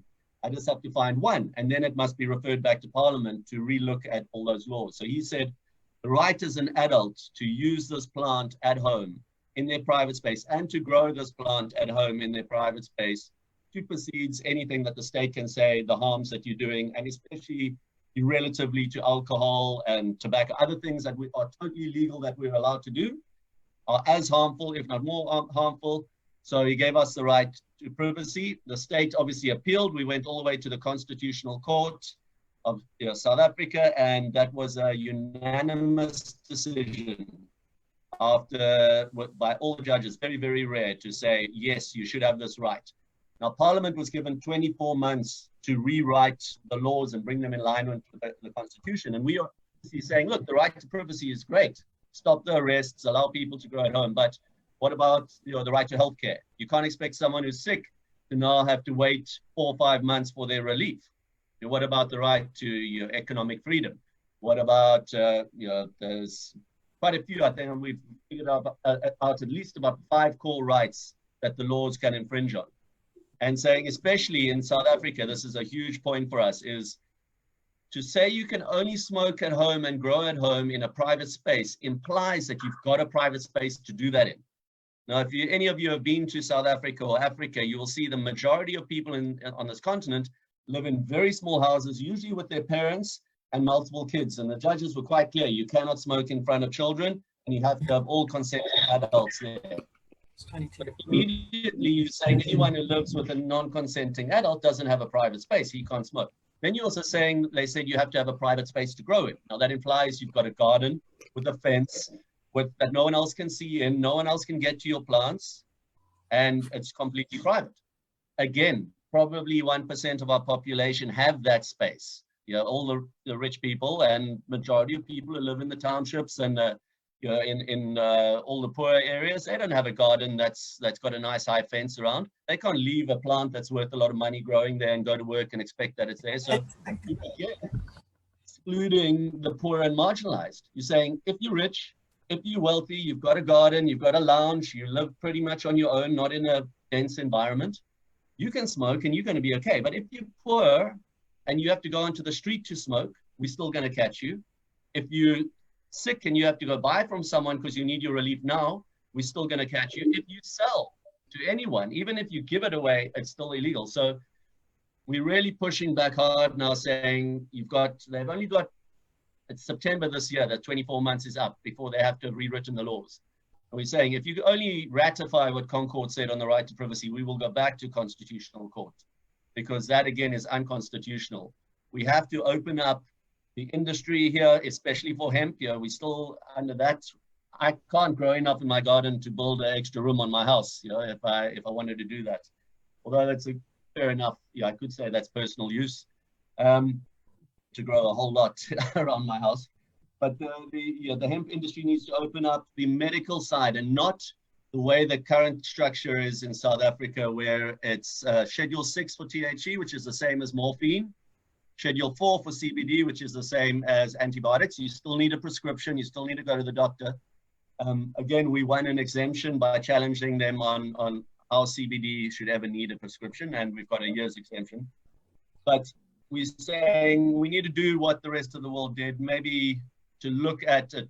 You can still call it health if you want to, but even though we're all of us, we would rather have a total freedom. We believe that in South Africa, there's a little bit of we have to temper what we want with what's achievable immediately, and look at that situation perhaps of saying, okay, let's go what California did first, and Oregon and Colorado and Canada, and say, okay, maybe we do need a healthcare person, whether it's a traditional healer or someone who just goes, okay, you haven't got any reason why not to do this, and if you do, then we can still give you access to the plant, but it goes into a slightly more observed through a medical practitioner level. That's one of the ways we're saying. Obviously, we do have the unique opportunity of saying, well, let's open it all. It's total trade, but we still have, funnily enough, a very conservative government, a lot of conservative voters, a lot of churches, a lot of people who still see cannabis as what's created the drug problem in our country. Like everywhere else, there's a lot of what I call canophobia.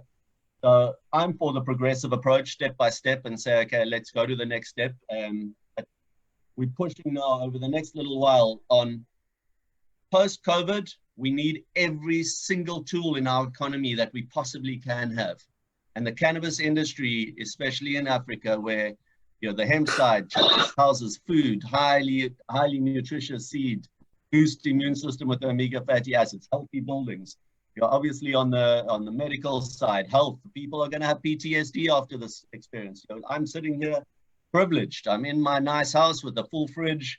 I've got a nice garden I can walk around, but the majority of our population are sitting often one room with 4 or 5 people in it, sharing a space. They cannot leave. They cannot go onto the streets. They're not allowed to get exercise. They're not working. And the police are roaming the streets. The army are roaming. We've had 9 deaths already in South Africa through police and army brutality around Corona.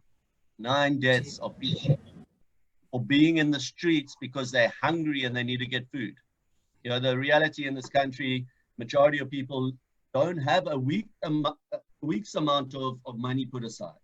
The people are told now to stay inside. Lockdown is crazy in Africa. But we understand what they're trying to do, but the effect is we're going to have a lot of businesses fold. We're going to have a lot of people lose their jobs, and we can't afford that. So we're really pushing cannabis now as emergency legislation. Pull it forward. Let's get this industry growing. It's April. It's our harvest time. Right now in this country are hundreds of thousands of tons of cannabis being harvested, whether it's in the rural traditional growing areas, the backyards of everyone who's taken advantage of the constitutional court ruling. We have enough stalk material to already start building houses, and we have enough medicine, because one of the things that Corona's been doing, obviously, is pushing people out of the hospitals.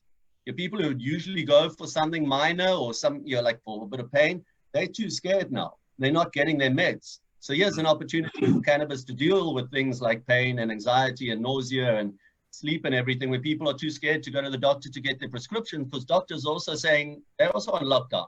They don't want to see too many patients because it puts them at risk, the GPs. So, not saying anything about cannabis helping with corona, it's going to help everyone else who didn't get corona, which we know will be the majority of people. So it's it's putting it forward as a support to us. It is a support to humanity to have this plant as a companion plant that can provide us with our clothing, with our food, with our building materials, with our medicine, with our relaxation, with our decompression. And that support is going to be needed more than ever as we come out of this thing. And also, like PTSD is going to be real. Depression is going to be real. There's people are going to come out hungry, no job. It's a real situation. So we have the plant just saying to us again, here I am, here I am, here I am. Use me, take we're right here. We're doing it, right? So Christopher Farid, I don't believe we met in the corner here. Connor Davis. Yeah, Yes. what's going on, guys? How's it going? Where are you at? Yeah, all right. I'm just down the road from Tony. Oh, nice. Okay.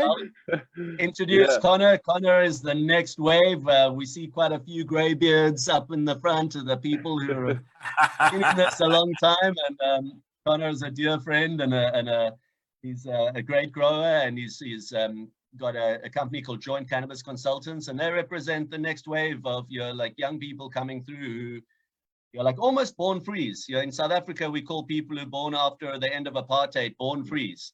They weren't in apartheid, they're born post 1995.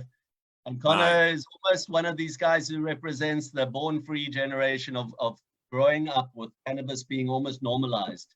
We all grew up as counterculture. We had to hide. We had to, couldn't dare be on social media having a joint, like 10, 15 years ago. It's a nicer label. A nicer label than a Boomer or an X-File or whatever these other names. Born free. A nice label. There we go. But I've also had the great It's privilege. not quite born free, but I reckon he's pretty close. And I thought it'd be great to have him on board and to share this 420 moment and maybe give a bit of insight of the future generations coming in, what they've learned from us, what they can aspire to. That's interesting. When we had Darkers in here earlier, and I was asking Ben all these questions. My questions were coming from a more entrepreneurial standpoint, because I'm a capitalist like him, and it's hard for these. It's hard for a lot of people to convert, right? Like you're either activist or you're a capitalist, or you can turn it into something, right? And like, where's that separation line at? Like, but nobody wants to be activist and broke all day, right? Like they want to, they want to make it. You can help more people when you can make the money to do so, right? And it's just kind of a thing, but you don't want to get stigmatized. You don't want to be, because people will point the finger at you when you got money, like it's a bad thing or something, And that's something you got to do. One of the best quotes I've heard about that inspired me to make more money was, wealth gives you the privilege of being kind. Yes. You need to have resources to give, to be able to give. Otherwise, you're giving from yourself too much. You need that energy to be able to flow. So it gives you the privilege of being kind. And that's inspiring enough to go make some money. I like that a lot. That's good. I like when people can just put what I'm thinking in like one word, because I can never do that. Like, way to go, pal. You just did that. I want to follow your beard. So, unless your wealth is built on the back of children labor or some other unsavory labor practices. That went downhill quick. You don't have the right to share their labor at your whim. Luckily, all of us in this space know a way we can make some wealth from something that just keeps coming out of the ground. Yeah. Yeah, you'd be shocked, man. Maybe I can offer the future a suggestion. Here in the United States, we have all kinds of laws because we have different states that make these laws. We have one law that I had something to do with that I find very effective, and that's the state law of Massachusetts concerning cannabis. And I can't quote the state law, but it is something like this. Cannabis patients shall be able to use cannabis legally in the state of Massachusetts based upon the judgment of their attending physician, period. Wow. Now, you think about that. In the United States, we have at least 500,000 drugs, at least, probably more than that. And the doctors and nurse practitioners and other folks who can prescribe these drugs do so based upon their education, their experience, and their authority. And that is exactly what Massachusetts did. They said, well, if you want to call it a drug, it's a drug. And then we're going to treat it like all the other 500,000 drugs. And Massachusetts is very, very successful. The medical community up there understands their responsibility and authority, and they're executing it. In most of our other states, again, the cops and the lawyers that are in our Congresses have lists. They have lists. Yeah, well, in Colorado, you can use it for this, but in Texas, you can't. Yeah. We have Veterans for Medical Cannabis Access, which was co-founded by me and Mike Krawitz and Mary Lynn, actually back in 2007, I think it was. We've always objected to this idea that there is a list made up by cops and lawyers that tell the medical profession what they can do in medicine. To me, it's I don't know, is the right word, stupid? It is certainly unconscionable, but this is our set of laws. So again, to the future, when you try and go forward, keep it simple. You've already got in South Africa what we have. You have doctors. Doctors have the authority to do this. Give it to them. Make Congress, your Congress, give it to them. The other word that I want to make you all acquaintance with, because it was brought to my attention by a nurse practitioner here in New Mexico, Brian Crum, who will be interviewed on this program, this 24-hour program. Brian essentially wrote the law for the state of New Mexico.